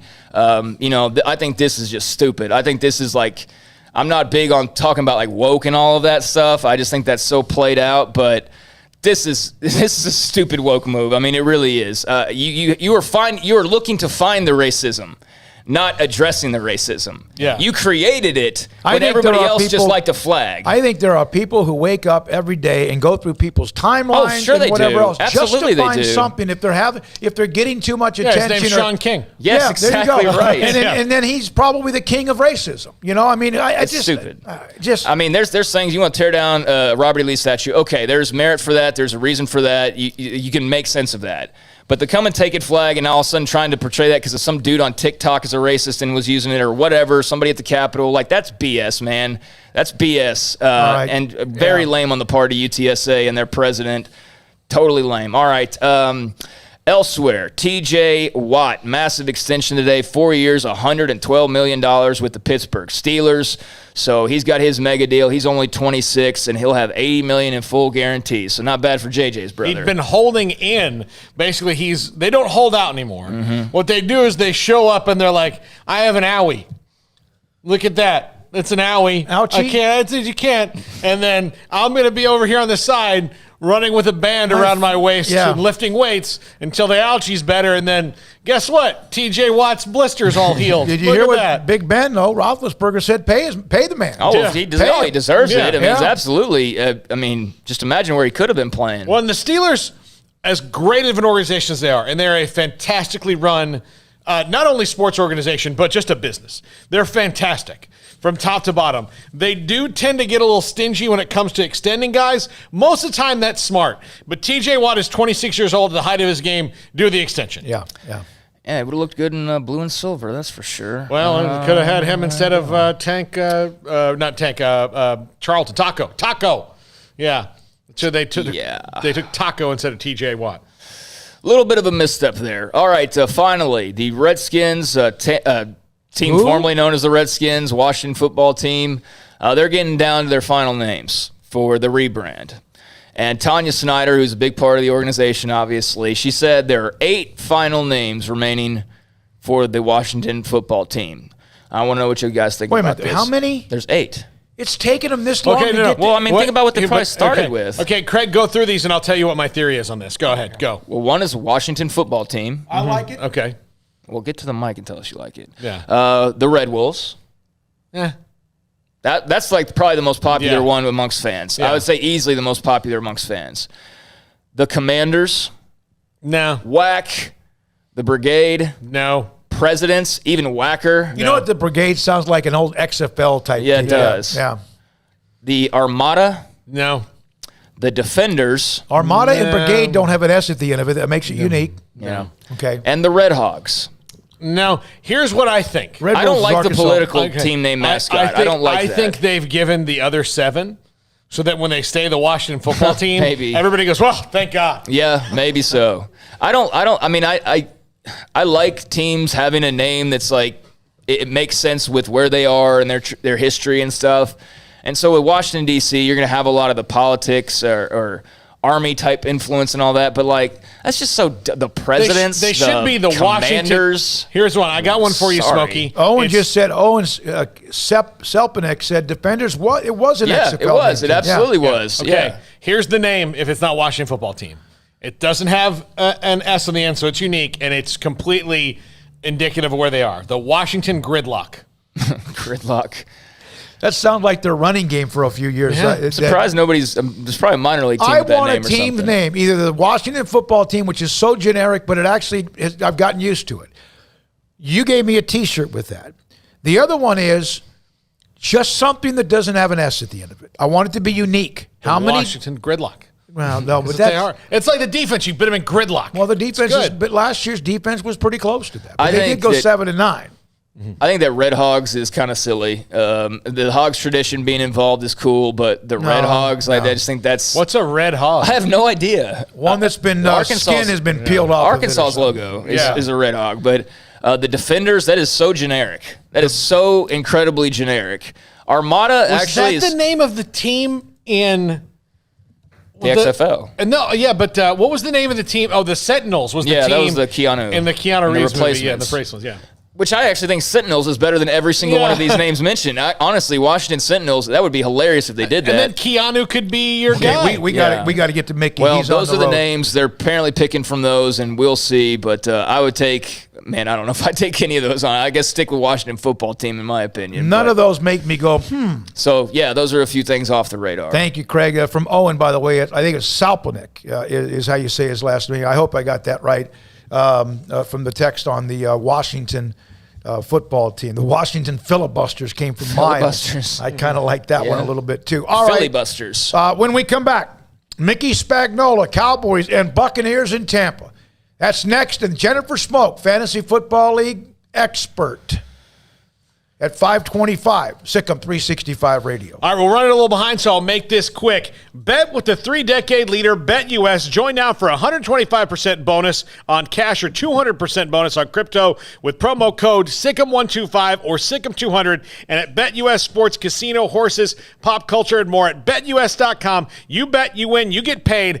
BetUS.com, Sikkim125 and Sikkim200. With so many companies and policies out there, it gets so confusing shopping for insurance, and I never know if I'm getting the policy that's right for me. Luckily, I met the team at the Niche Group Insurance Agency. With the Niche Group, you can go to one company and get access to coverage options from many insurance carriers, and you get to speak to a real person about your specific coverage needs. With the Niche Group, I know I'm getting the right coverage at the right price. If you need insurance, talk to the experts at the Niche Group at 1-800-258-8302. At Impact Research Institute, we can help you identify if you have non-alcoholic fatty liver disease and measure for liver stiffness or scarring. If you or a loved one has diabetes, high cholesterol, hypertension, obesity, or concerns about your liver health, Impact Research Institute may be able to help by providing liver health screenings quickly at no cost, physician counseling, and opportunities to qualify for clinical trials. Visit us at impactresearchtx.com for more. Let Camille Johnson Realtors guide you seamlessly through the process of buying your dream home or selling your current one, commercial, farm and ranch, or residential. Camille Johnson Realtors can smoothly and successfully lead you through any transaction. With a team of 28 experienced agents who are excited about serving you, Camille Johnson Realtors services the entire greater Waco area. If you're in the market to buy or sell, contact Camille Johnson Realtors, 104 Midway Center in Woodway, or find them online at www.camillejohnson.com. Camille Johnson Realtors, elegant, charming, warm. Welcome home. Three Nations Brewing Company has 16 different beers on draft with a new beer every Friday. It also offers 2 air-conditioned tap rooms, a large indoor beer hall, a second-floor mezzanine offering a great overview of the brewing company and equipment and patio where you can relax under the shade. Plus, you can now experience the new Three Nations Beer Garden Grill on our shaded patio with socially distanced seating for your enjoyment. Grab a cold beer and enjoy a bite from our freshly prepared and delicious menu. Street tacos, quesadillas, freshly cooked burgers and dogs, and veggie burgers too. State Fair tornado fries, nachos, and so much more, all prepared and cooked on site. So come visit the award-winning Three Nations Brewing Company on East Vandergrift off I-35 in Carrollton.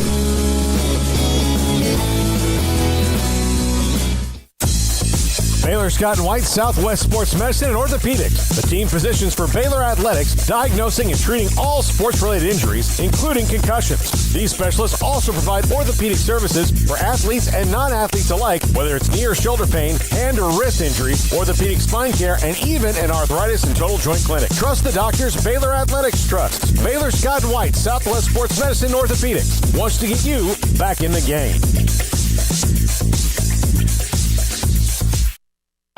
It's the Labor Day sales event going on now at Allen Samuels. Come see the new Grand Cherokee, the most awarded SUV ever. With beautiful curves and design, the new Grand Cherokee is an incredible car to drive. It carries itself with rugged elegance and elegant finishes. Allen Samuels, your home for the 2021 Jeep Grand Cherokee. Located at 201 West Loop 340 in Waco. Come by, let's be friends. See dealer for details. All offers have credit requirements. One size fits all. That may be all right for an adjustable belt or cheap sunglasses, but when it comes to your financial needs, no one wants a one-size-fits-all strategy. Ben Erlinson, your Edward Jones financial advisor, knows that his most important goals are yours. That's why he takes the time to understand your needs, knowing you. That's how Edward Jones makes sense of investing. Ben Erlinson, 100 North 6th Street in Waco, 254-759-8533. Edward Jones, member SIPC.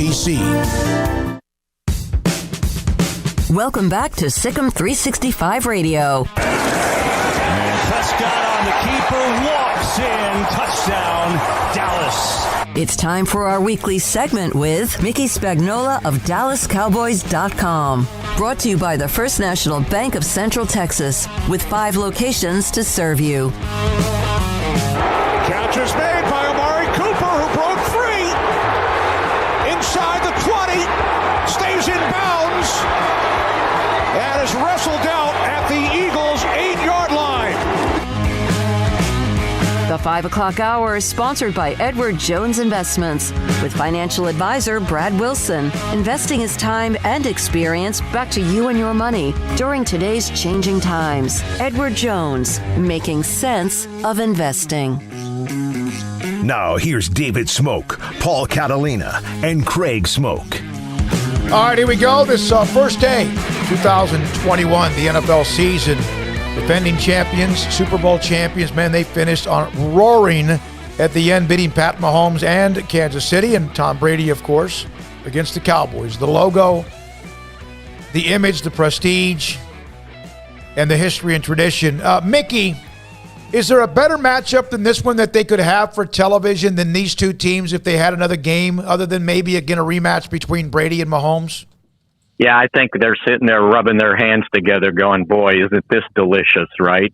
You get the Super Bowl champs, and then you get the Cowboys trying to get themselves back on track, and we know what the national draw of the Cowboys are. So, yeah, I'm at the stadium right now, and I'll tell you what, getting here, this is going to be their first sellout since the end of the last month of the 2019 season. And this town's, it's just buzzing. Everywhere you go, there's a sign reminding you that they did win the Super Bowl, by the way. So, they're going to do their raise the flag ceremony and the whole bit. So this is a little bit of humor. I was watching NFL Network, and I didn't hear, so they were going to have both radio play-by-play guys on. I think the guy's name's Gene Decker for the Bucks, and then Brad Sham, right? Gene Deckerhoff. Yeah. And then, so I didn't hear what he had to say, but they asked Brad a first question, and Brad goes, "Well, let me say this before we get started." He goes, "So I'm kind of by the team hotel here," and he goes, the team buses, the first buses are going to leave in 45 minutes. But after listening to Decker, he goes, "I think I'm going to run out there and tell them, hey, stop the buses. Don't even bother going to the stadium. You got no chance." So I can only imagine what he had said before going into it. But this place is pretty fired up, and they're pretty proud. Everywhere you go, there's a sign reminding you they did win the Super Bowl. And, oh, by the way, they have won back-to-back Stanley Cups. Yes. By the way, Mickey, Gene Deckerhoff's Saturday job is much more important than his Sunday job. He's the FSU player. Florida State, right? Yeah. All right, Mickey. Tonight, Connor McGovern will start for Zach Martin. Maybe if it's a Sunday game, Zach might be able to test out, but he's not going to be there. Connor McGovern has to deal with Ndamukong Suh and Vita Vea. Is that the matchup you're going to be watching all night? Oh, I'll keep an eye on it. It's going to be like, hey, you wanted to play in the NFL? Go at it, big boy. Now, look, he's not to me, he's not your average backup guard. He started 8 games last year, right? Mm-hmm. 6 when Zach, tore the calf muscle, and then 2 other ones, I believe they were because of Zach moving out the tackle. So he had 8 starts last year. I was looking at the preseason, and, they weren't playing their starters a whole lot, and Zach didn't play that much. So when Zach wasn't playing with the first team, it was Connor McGovern. In 4 games, he played 132 snaps, 90 of those as starting 3 games, including against the Texans. So he's got to be as prepared for this as any backup ever has. This isn't like last year when the Cowboys had to start Terrence Steele and Brandon Knight at the tackle positions when they didn't have their starting tackles. This guy has got to be as prepared as you can be. So, yeah, we'll keep an eye on it. I don't think they're, feeding this guy to the lions or anything like that. But let's see if he can hold up, and that's going to be important. So there's a stat that I saw. The NFL sends out these massive opening each week, kickoff weekend, whatever. All right, history says this. 55 Super Bowl winners. 44 of the 55 won their opening game. Okay. 44. How many times did Brady win it? I don't know. Do you know that? Is he up? No, I don't. I was just wondering. Let's see. Became the first. Okay. Cowboys in the league's an annual became the first eventual Super Bowl. I'm not supposed to be the one asking questions here, right? The Super Bowl champion Buccaneers, who host the Cowboys in the league's annual primetime kickoff game, became the first eventual Super Bowl winners to lose the opening game since New England, Tom Brady, in 2014. So he's done. See, they have a chance. Yeah.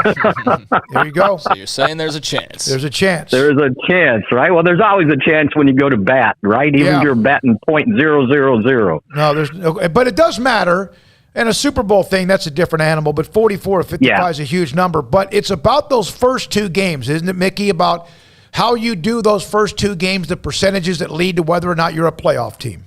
Yeah, no, the last thing you want to do is, start off 0-2. So, again, I understand all the attention that goes into the first game of the season. And sure, you want to get off to a great start. But you know what? You're going to play 16 more after this. So the idea here is to improve as you go along. And this is a team with a lot of new faces on there, haven't played much together. So can you improve? And I try to remind people that the Bucks, after 12 games last year, were 7-5, and they were on a 2-game losing streak. They lost to the Saints. They lost to the Chiefs, both 27-24.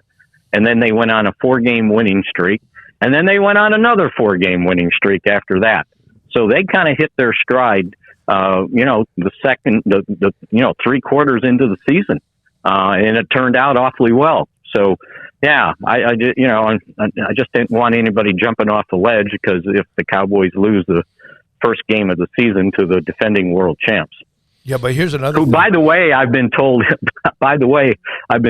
Bruce Arians is sick and tired of hearing defending Super Bowl champs. He goes, because that doesn't get you anything the next year, right? You got to go back and start over. And one of the people that I know here works in their TV department, and she was telling me that he was getting real irritated with all that. Hasn't it been since Cowboys won their 92-93? How many teams since that time, maybe a New England back-to-back, have won back-to-back? So Denver did. Oh, that's right, with Elway. Yep, 97, 98 or whatever it was, yeah. Right, and then I think it's New England, right? Yeah, then it's New England. So it's amazing. You would think, you kind of win one, it takes the pressure up, but because of parity, because of free agency, because of egos, because of selfishness, and sometimes because of just luck. It's hard to do it back-to-back, even if you have a young team. And injuries. Yeah, and injuries. Yeah. And you put all that together, and, it's 16 games, and it is difficult. I mean, look at the Chiefs, right? You thought after they won that Super Bowl, this is a cakewalk next year, right?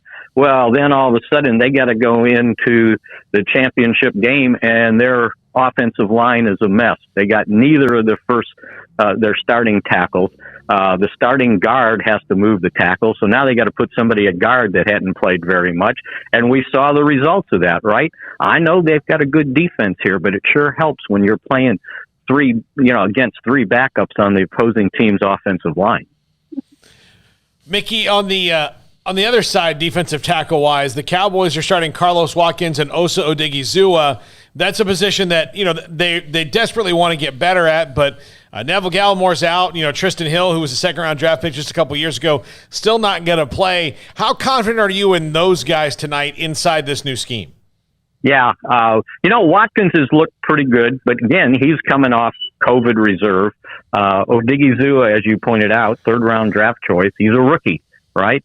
It looks good in practice, but this is a different ball game now. So you got to, they've got to hope that those guys can handle it inside to help those linebackers be able to play with speed. And so it's a really important spot to watch. Now, what they're going to do, I think a lot, is they're going to do a lot of rotation. They got defensive ends, you guys, that can play inside. So if they get into certain nickel situations, I think everybody's forgotten about Terrell Basham. He's a defensive end, but he's big enough to play inside. And before he got hurt, there were times they moved him in as like a pass rusher inside. Hey, if they want to, DeMarcus Lawrence is big enough to move in there. And then, you get Armstrong on the field. with Randy Gregory, and you got other guys that can rush the passer. So, but the key thing will be, can they stop the run? Because that was their Achilles heel last year. Whatever else you want to say about the defense, they did not stop the run. And and I guarantee you that Tampa Bay is going to test that and test it right away to see if they're good enough against the run. And my God, it's hard enough to defend Brady, and especially if he can do play action because he has a running game. That's almost unfair. But you're right. I don't need to remind you. I mean, they gave up the second most rushing yards in club history last year, and 5 yards a carry. Yeah, it was silly. 5. Yep, it was. That means 2 carries is a first down, right? Yeah. Mickey, you're at a game. You're on the road in a stadium at a game with fans. You excited? This is pretty cool to just be. I was telling that I do a little presentation for the Star Sports Tour group, and I was telling them, you guys are just so lucky to have a ticket for this game, to just be a part of it. It's almost to the point where it doesn't matter who wins. Well, I know it matters to them, but who wins or loses, you're at an event that I just saw something some like second row or third row seat behind the Bucs bench was going for $5,000. Wow. Seriously? So yeah, this is in the paper early in the week. I think it's the Tampa Tribune or the Tampa Times. I can't remember. They merged. They called this the most coveted ticket in Tampa St. Pete history. Wow. And there was a Super Bowl here. But remember, it was only 24,000 people. It wasn't a full stadium. So this thing is going to be rocking. Yeah, I was there. I was able to, fortunately, a friend, Eric Horton, and I were at the game, and I'm telling you, it was unbelievable. And afterwards, walking away from that stadium down Paul's favorite street in America with all the gentlemen's clubs was quite the scene. I think I saw that coming with the bus coming in, right? I will not confirm or deny that one night of my life that street cost me a load of money. Yeah. Mickey, have fun. Thank you, buddy. Appreciate it. Okay. The season starts tonight. Buccaneers again opening up the year. And this is the kind of game, Paul, you just know it. You just see what's going to happen. The Cowboys will start well and win the game, and there'll be an every Yap Yap show for the next 3, 4, 5, or 10 days. There's no reason they should really win this game on the surface. When you go, player for player, the Bucs are better, but the Cowboys have a way to do this, and they just have a knack for this of getting people excited for no reason. I mean, that's what it is. It's, if they win, it will be unbearable. Yeah, they're a movie trailer that you're like, man, that's awesome. Yeah. But all the good stuff's in the trailer. All right, coming up next, Jennifer Smoak, Fantasy Football League expert, will join us. This was a segment we started. We've done this before, but last year we brought her on. Enjoy the next segment on fantasy football. This is Sikkim 365 Radio. Pioneer Steel and Pipe, family-owned steel distributor. Locations in Waco and Bryan, open Saturdays if you need, 8 until noon. Pioneer strives to be a local leader in great customer service.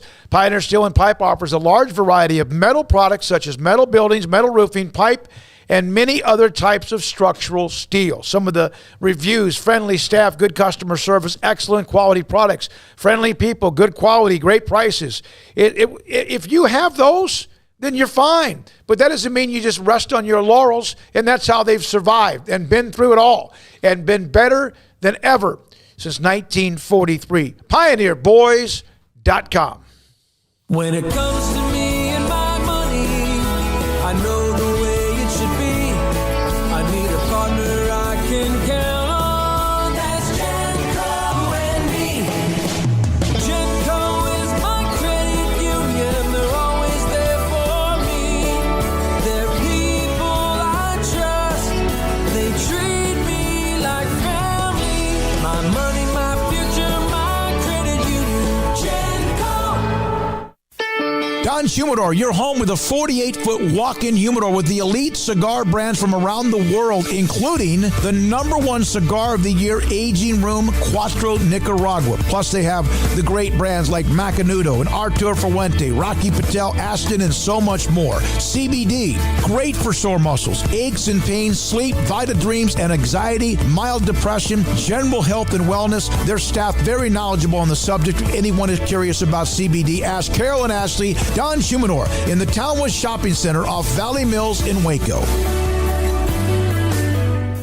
Life is back on, sports bettors, and BetUS has your NBA, NHL, Major League Baseball, UFC, PGA, and yes, NFL betting lines up for their 27th year and live betting on all of it. Log into BetUS.com or call 800-792-3887. That's 800-79-BETUS. BetUS for 125% bonuses with promo code SICK'EM125. Customer service pros are ready to get your phone, social, and online sports betting kickoff started now.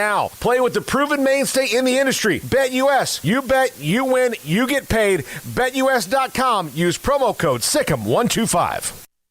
It's Baylor football season, and as always, Berg Colgin Ford supports the green and gold. Hi, I'm Mark Stewart with Berg Colgin Ford. It's time for team celebrations and BU touchdowns. Berg Colgin Ford is your home team when it comes to trucks and tailgates. Ford has the perfect truck for you to host a top-ranked tailgate party. Here's to a winning season for our hometown Bears. Visit us anytime at bkford.com. Buying made simple at BK Ford. Sick 'em Bears. Do you or your kids get nervous about going to the dentist? Stonewood Dental, Dr. Steve Childress, he can help. I've spent a career taking care of patients who as children had bad experiences, and now they're adults that hate going to the dentist. If I get a kid at 3 years old and they come every 6 months and it's a happy experience, it's normal for them. Now they have an accident at 6 or 7 or 8 at school. Now they have a broken tooth or a trauma, and they have to come here. They're used to lights, they're used to water in their mouth, they're used to experience, they already trust us. It's amazing what we can do with that kid without it being a negative thing. But if I see a 6 or 7 or 8 year old that's never been to the dentist, and now they have a trauma or an unfortunate unexpected toothache, it's harder to do that for that kid and it not be somewhat of a negative experience. So bottom line is I try to teach kids and adults and teenagers and everybody the way I'd want my family treated, which is where it's a necessary part of life. You just take care of it. It doesn't have to be that big a deal. Learn more, stonewood-dental.com. The secret to living your best life is pizza, obviously. Golden crust made from scratch, 3 fresh signature cheeses, and the toppings, crispy Old World pepperoni, savory Italian sausage, bacon. That's called a dream team. Find everything you need to live your best life and more at Marco's Pizza. Owner Bob Mock has been delivering pizza since 2001 and is the proud owner of 4 locations in Waco, Belmead, China Spring, Woodway, and soon to be open in Robinson. Marco's. Pizza lovers get it.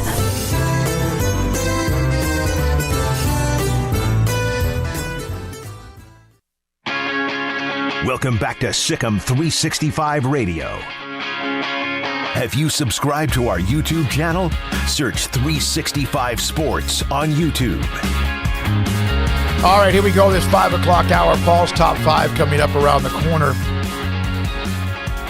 But on Thursdays during the football season, the NFL season starts tonight, we will dive deep into fantasy football. Paul has a podcast. When does that run, Paul? It's on right now. It's up there, yeah. So it's on It's today. up on Thursdays the at noon. Okay. So, yeah. But Jennifer Smoak is a fantasy football league expert. That's how I was told to introduce her. She also is the president of a league in which there's a bunch of women, young women, and they're all angry as snakes. And they have teams, and they talk about each other terribly on text chats, but she joins us because she's going to try to help everybody understand who to have and who not to have. Jennifer, you had your draft earlier this week. You have Christian McCaffrey as the #1 overall pick. Do you like your team this year as you enter the season? Yes, I do. I feel a lot. First of all, hi, everybody.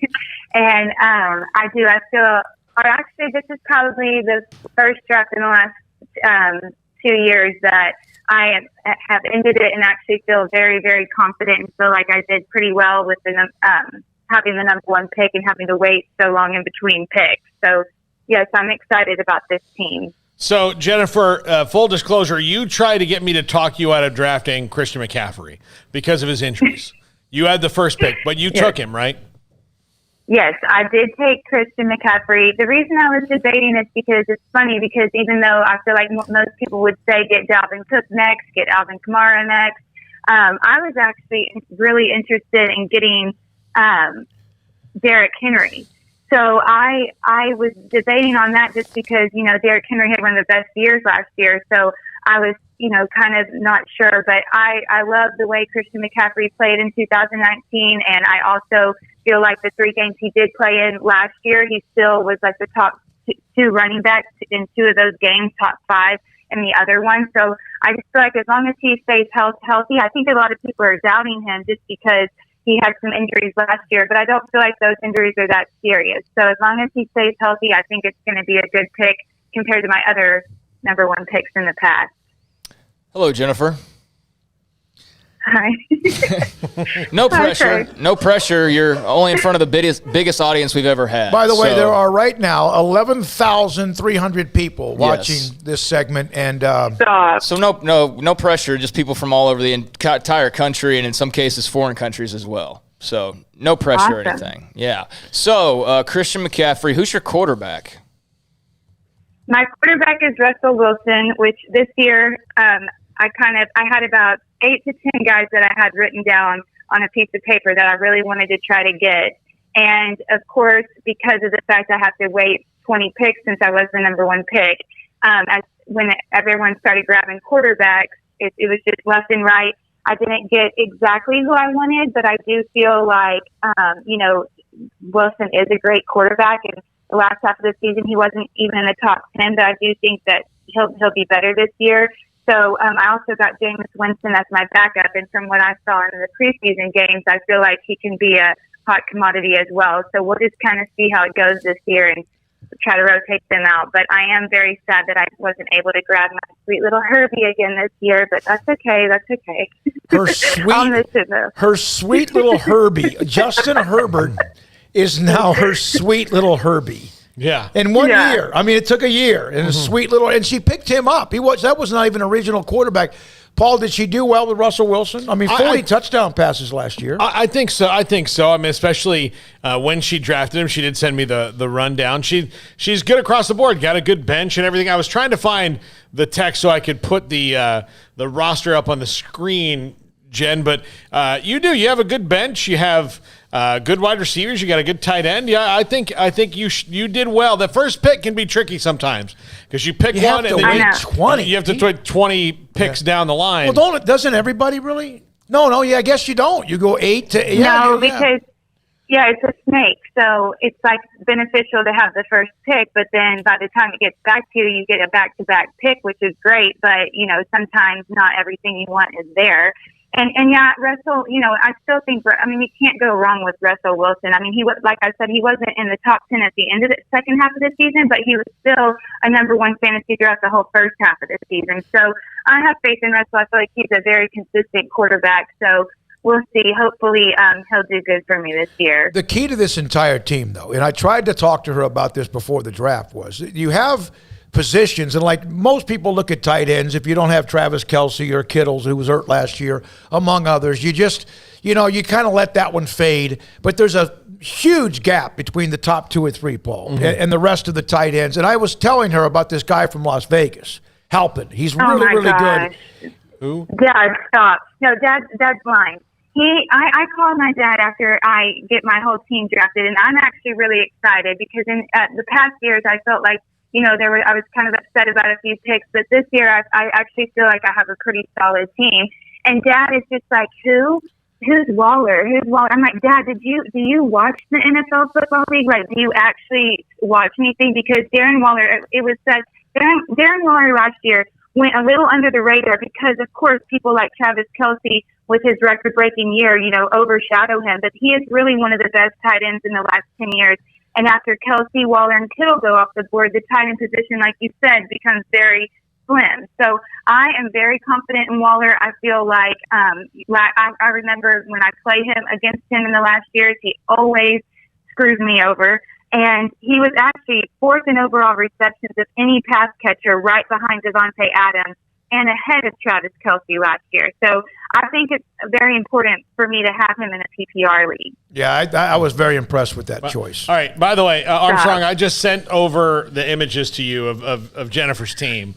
So you can, if you want to put them up on the. Well, we can do this because she hasn't lost yet. Yeah. That's another thing. Jennifer, what was it like, the text between you and, all the other girls that are a part of your league? Well, I mean, there hasn't been a ton of stuff said because our draft ended late on Labor Day. So, of course, people, had a long weekend. But I did say, are you allowed to say cuss words on this? But I did ask the girls, and I was like, am I the only one while we're drafting that thinks to themselves, you, B-I-T-C-H, anytime someone picks somebody right before you? And, of course, everyone was like, yeah, 1,000%. I think we all think that. And so it's like, I mean, I just was sitting there the whole draft. It's like I'd have somebody in my queue, and then you'd hear the guy go, oh, looks like somebody else was interested in him, too. And I'm like, oh, I can't stand her. Why did I ask her to be in the league? But, no, it's just, I'm just joking, but it does get frustrating when someone takes who you want, but that's going to happen. So that's why, that's how fantasy rolls. Yeah. All right, so here's the lineup on the screen. Russell Wilson, Chris McCaffrey, we've talked about. James Robinson in Jacksonville. James Robinson was a savior for her last year. He was steady as he could be. Him. Yeah. And he was so consistent. Travis Etienne got hurt, so James Robinson becomes even more important to the Jaguars. Julio Jones, Adam Thielen, Darren Waller, Brandon Ayuk, all good picks. 49ers defense is all healthy right now, and Jason Sanders is quite often the top-ranked kicker. So. Yeah, and here's the rest of them. Here's the rest of them. I'm a little bit worried about Thielen being her number 2 wide receiver, though. Well, that's why you have other options. Like I've got Chase Claypool on my bench, and Chase Claypool, had a few great games last year. I feel like he could easily be a fantasy star this year, especially with Roethlisberger healthy. And I also have Marquez Callaway with the Saints. If you watch the preseason games, he had a lot of great catches. So, I do feel like I still have some great guys on my bench. And receivers are, those are the guys that you can pick up throughout the year that you can trade out. I've also got the second best defense, I feel like, the Rams. Then I've got Robert Tonyan, another great tight end, on my bench. So I do feel like if these girls would do any trades this year, I do have a little bit of trade bait with that. But I had Adam Thielen 2 years ago, and it was hit or miss. But last year, I feel like he had a good year, and I feel good about it. Okay. I did have Justin Jefferson last year, and I do think he'll be second to him. But I still think he's a good, viable target. Yeah, Julio Jones he gets traded, so maybe there's a spark in his giddy up. I don't know. Well, I mean, they got A.J. Brown, and then I think Josh Reynolds is going to have a good year, the former A&M receiver. Tyler Junior College, Paul, not A&M. Former Tyler Junior College player. Jennifer, of the girls in your league, there's 10 of them. Which one do you hate the most? No, none of them.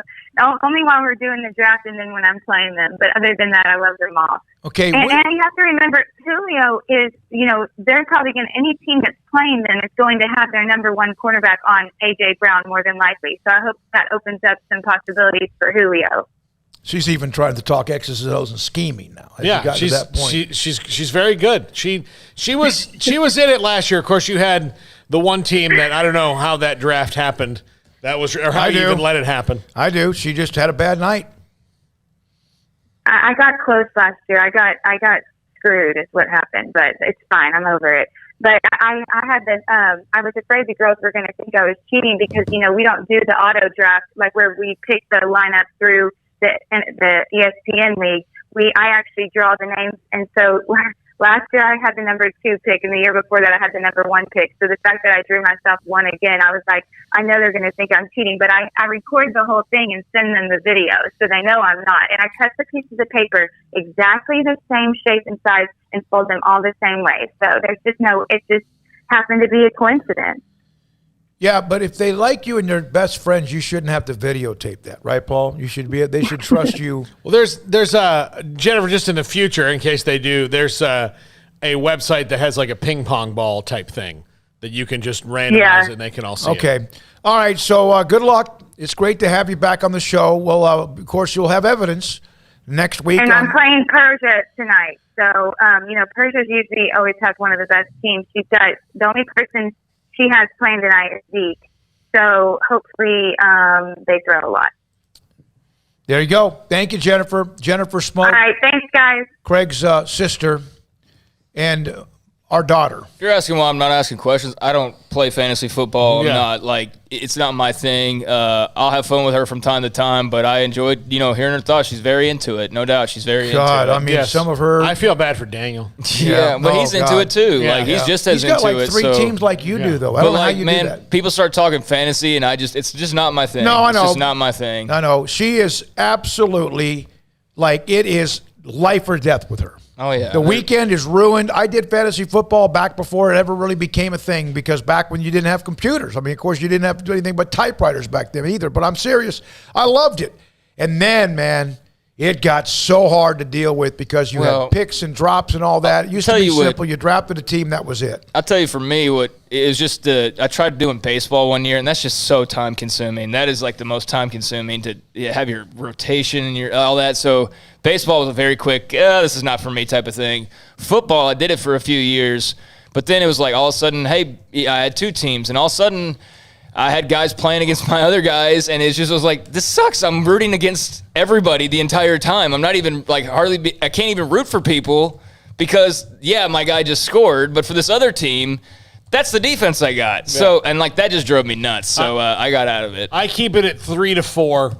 And that way you can usually draft a lot of the same guys because you like it. That way it can. Now, there's going to be one week where you don't. I mean, it's impossible to have I totally get the same team across the board. But it's tough, which is the appeal of daily fantasy, because then you don't have to worry about it. You just, do well and you win money or whatever. But I think to me it's just been an ability to keep in touch with my buddies from college. So we've had that league for 20 years now, which I can't believe we've been out of college for 20 years, but we've had that league for 20 years. And, I've got a league in town, and then, we'll probably do one with the fantasy football show next year. Well, if we get it right. So I started doing this thing with Jared Sandler, who's one of the voices of the Texas Rangers, where you pick 12 games online. And Paul, I had to kind of help me get through it, but there's all the NFL games, so that's 16.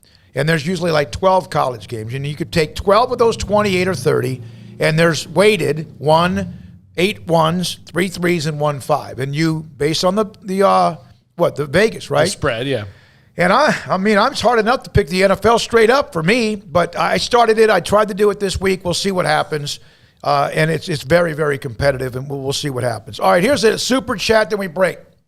This is from Denver Snyder. Serious question. Current Big 12 members. If another conference calls you after the new conference takes shape, do you jump or stay with the Big 12? I still think, I'm being honest here, if the Big 10 or the SEC was to call you, I think you answer their call. I still think you do.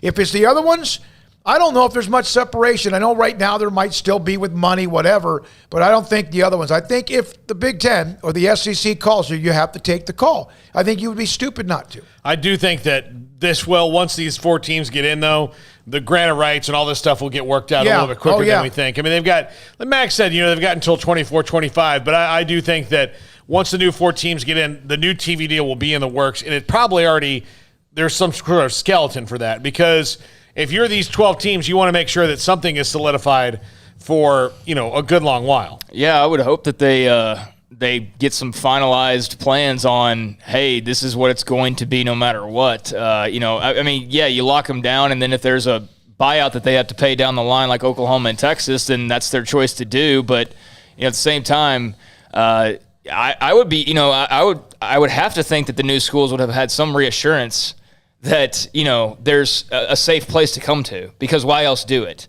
I mean, you can tell me about the money, you can tell me about the TV network, you can tell me about this, but but is it secure? Are we going to come in and then all of a sudden we get the announcement that Oklahoma State and Texas Tech are going to the PAC, Baylor and TCU are going to the ACC? I'm not saying those are things that are going to happen, but you'd have to have some level of security to make a decision like that, right? It'd be like buying a car without driving it, or I don't know. I don't know what a good comparison is, but I'm not signing up for this massive move, paying all this money to get out of a contract, whatever their buyout ends up being, and doing all that to rebrand and everything else to get to a Power 5, so to speak. I just don't think the Power 5s are going to be Power 5s. Like, I just think that there's so much importance placed on that, and there is when it comes to and really they're the A5s, the autonomy 5s, when it comes to the rules and whatnot. But I think now, like I saw maybe it was Andy Staples that put it this way earlier, but it's basically, it's the SEC and I guess you could probably say the Big Ten, and then it's like everybody else, and then there's a lower level. It's not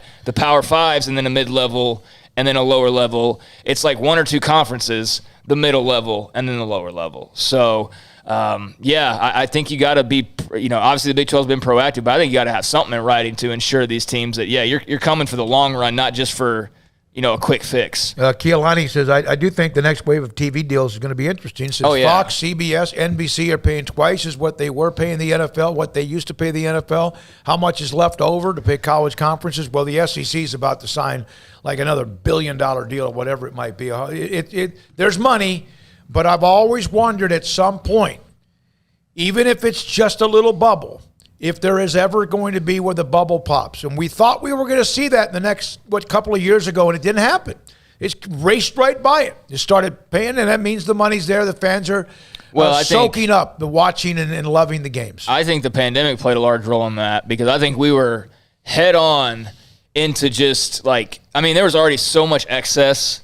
I mean, the colored waterfalls in locker rooms and stuff, just silly excess that is to just appeal to guys to come play football at your place. I get that. But, we started getting into, now there's barbershops on every campus, and that's cool. That actually makes sense, saves people time and whatnot. But you know what I mean. It's just it's like, let's just add stuff and be as gaudy as possible. And so, the train of excess was already rolling down the tracks. I think at least the pandemic and the money that caused people to lose, let everybody kind of go, whoa, wait a second. Let's sort of re-examine here. And then, obviously, expansion now has as well. But, there's got to come a point where even the SEC is not worth the money if you're starting to pay them $2 billion.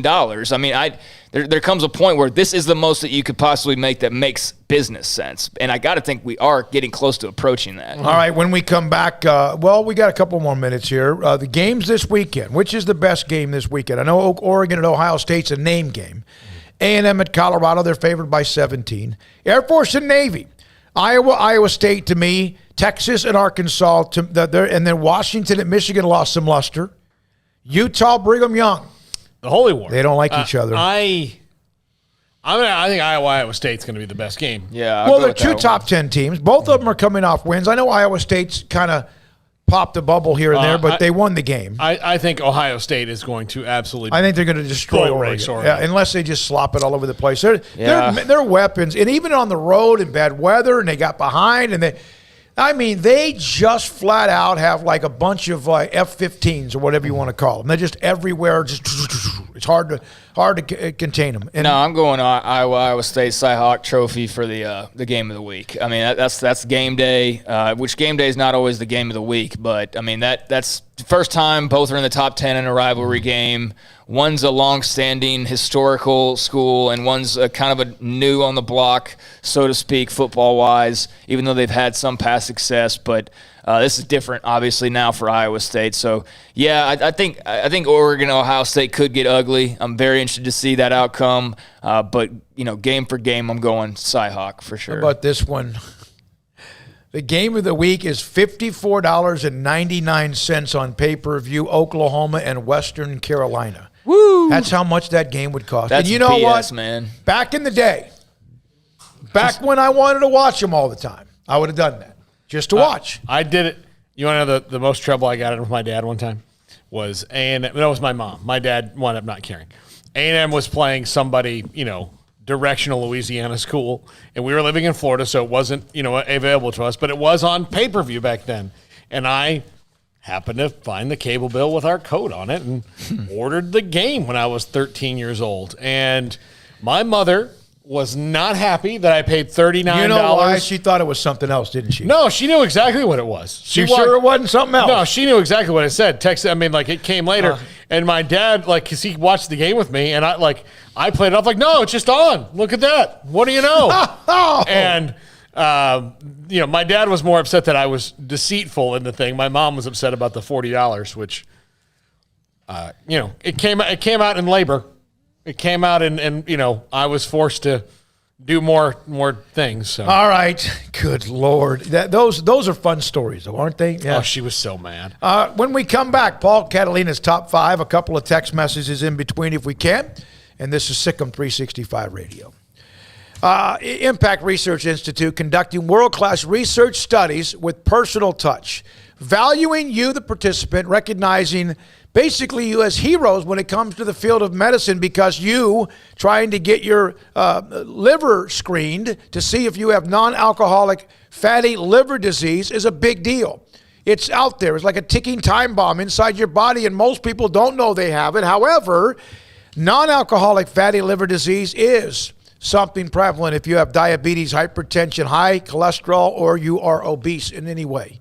That can lead to fatty liver disease. Liver health screenings performed quickly, conveniently, at no cost. Direct counseling with a physician, Dr. Gunn, and a licensed provider.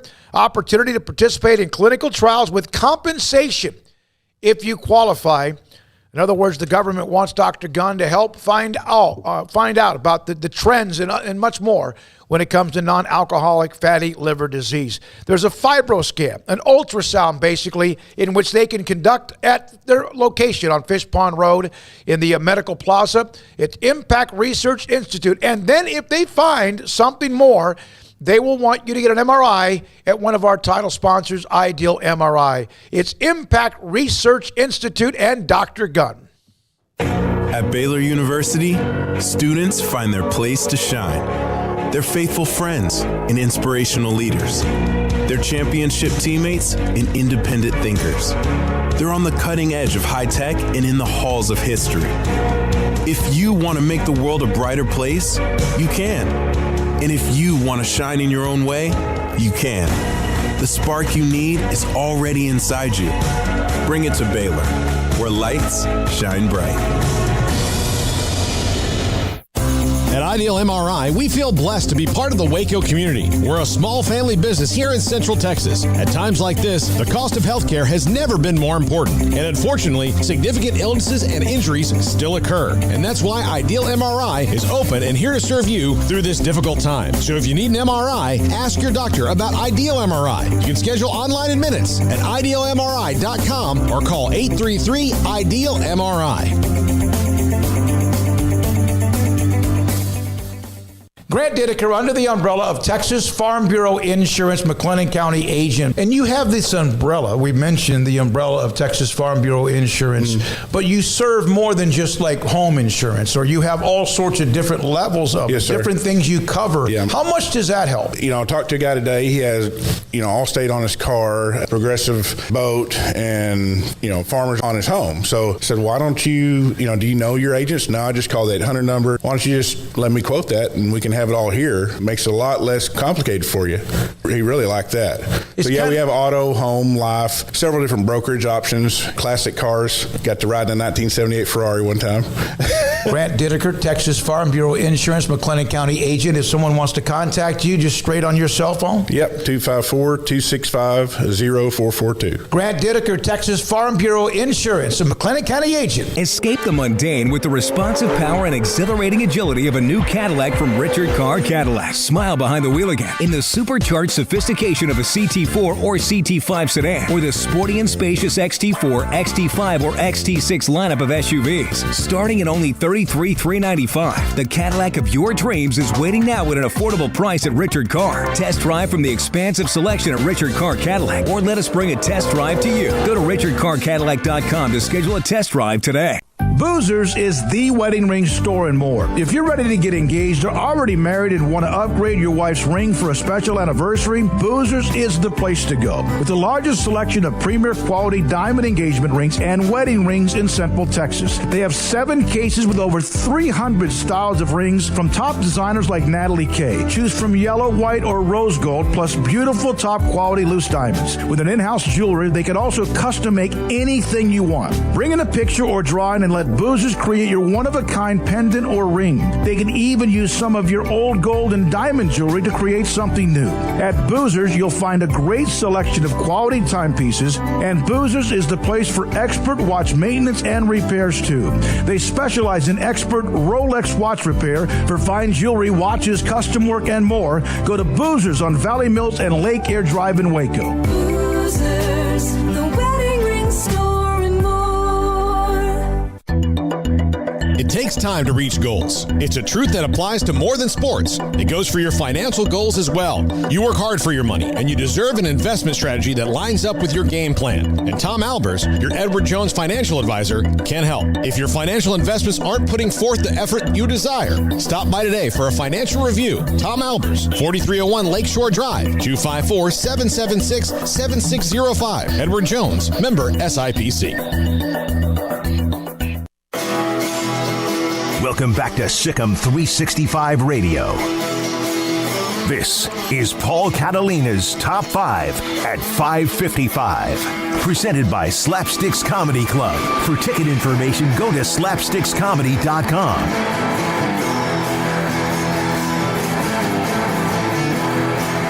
Welcome back. All right.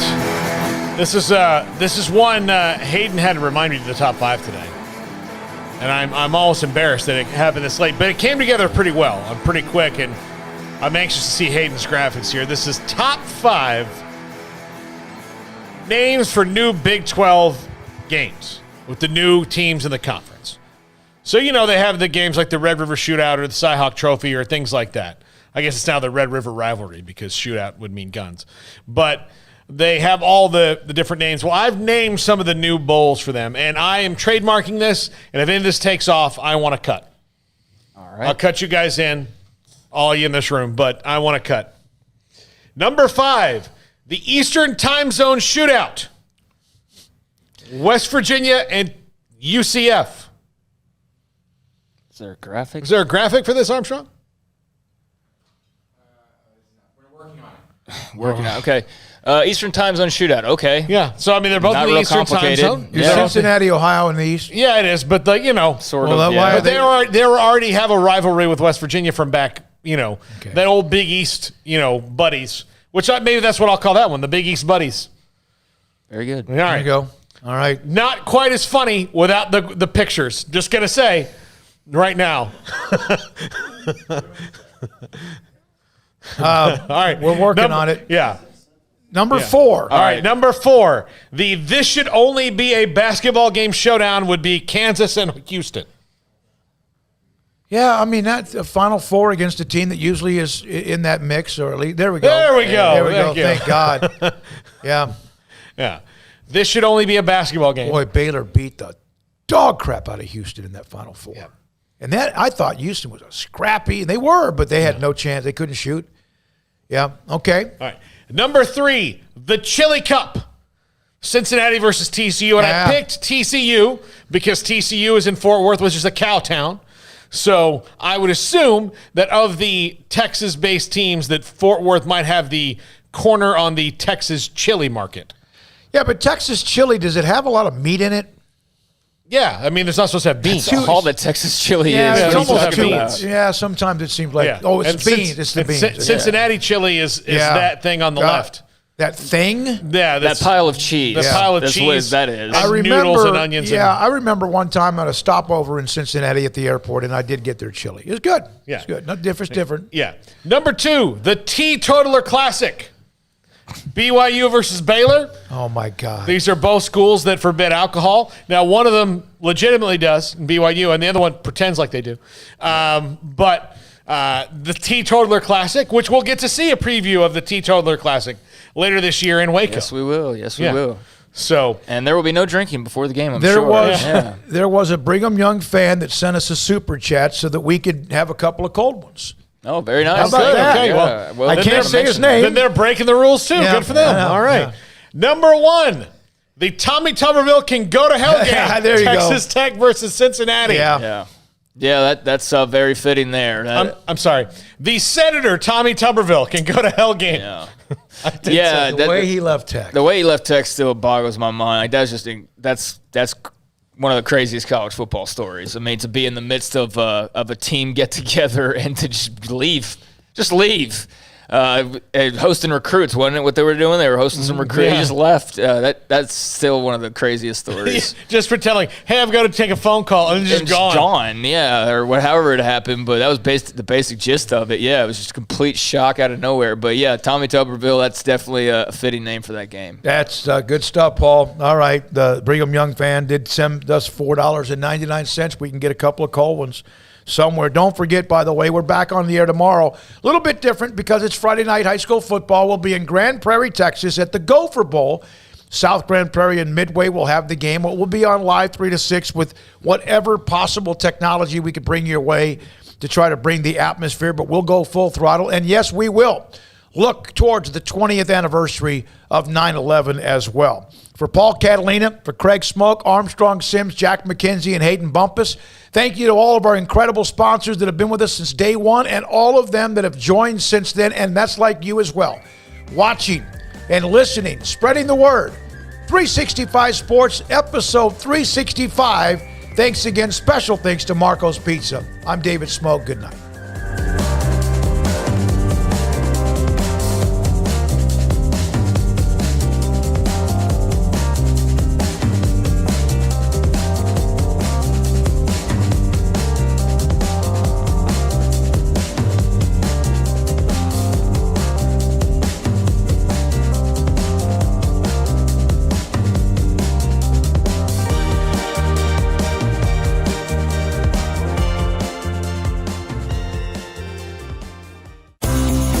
Ideal MRI is a small family business right here in Central Texas. We're open to support you while lowering the cost of healthcare bills. When you need an MRI, ask your doctor for an Ideal MRI. Visit us at idealmri.com or call us at 833-IDEAL-MRI. Stepping into the boots of a U.S. Army officer can add confidence and leadership skills to your son or daughter's career path. See all the things they can achieve in our boots at GoArmy.com. U.S. Army Waco Recruiting Company, 254-598-8131 or 254-776-1543. After my first car accident, I feared the biggest damage would be to my wallet. I expected a mountain of bills and a long, drawn-out process. But my Texas Farm Bureau insurance agent was there when I needed her and helped me get back on my feet and in my car in no time. Instead of a hassle, I got reassurance and a quick recovery. Stop by and see our agents at one of our 3 McLennan County locations. Coverage and discounts are subject to qualifications and policy terms and may vary by situation.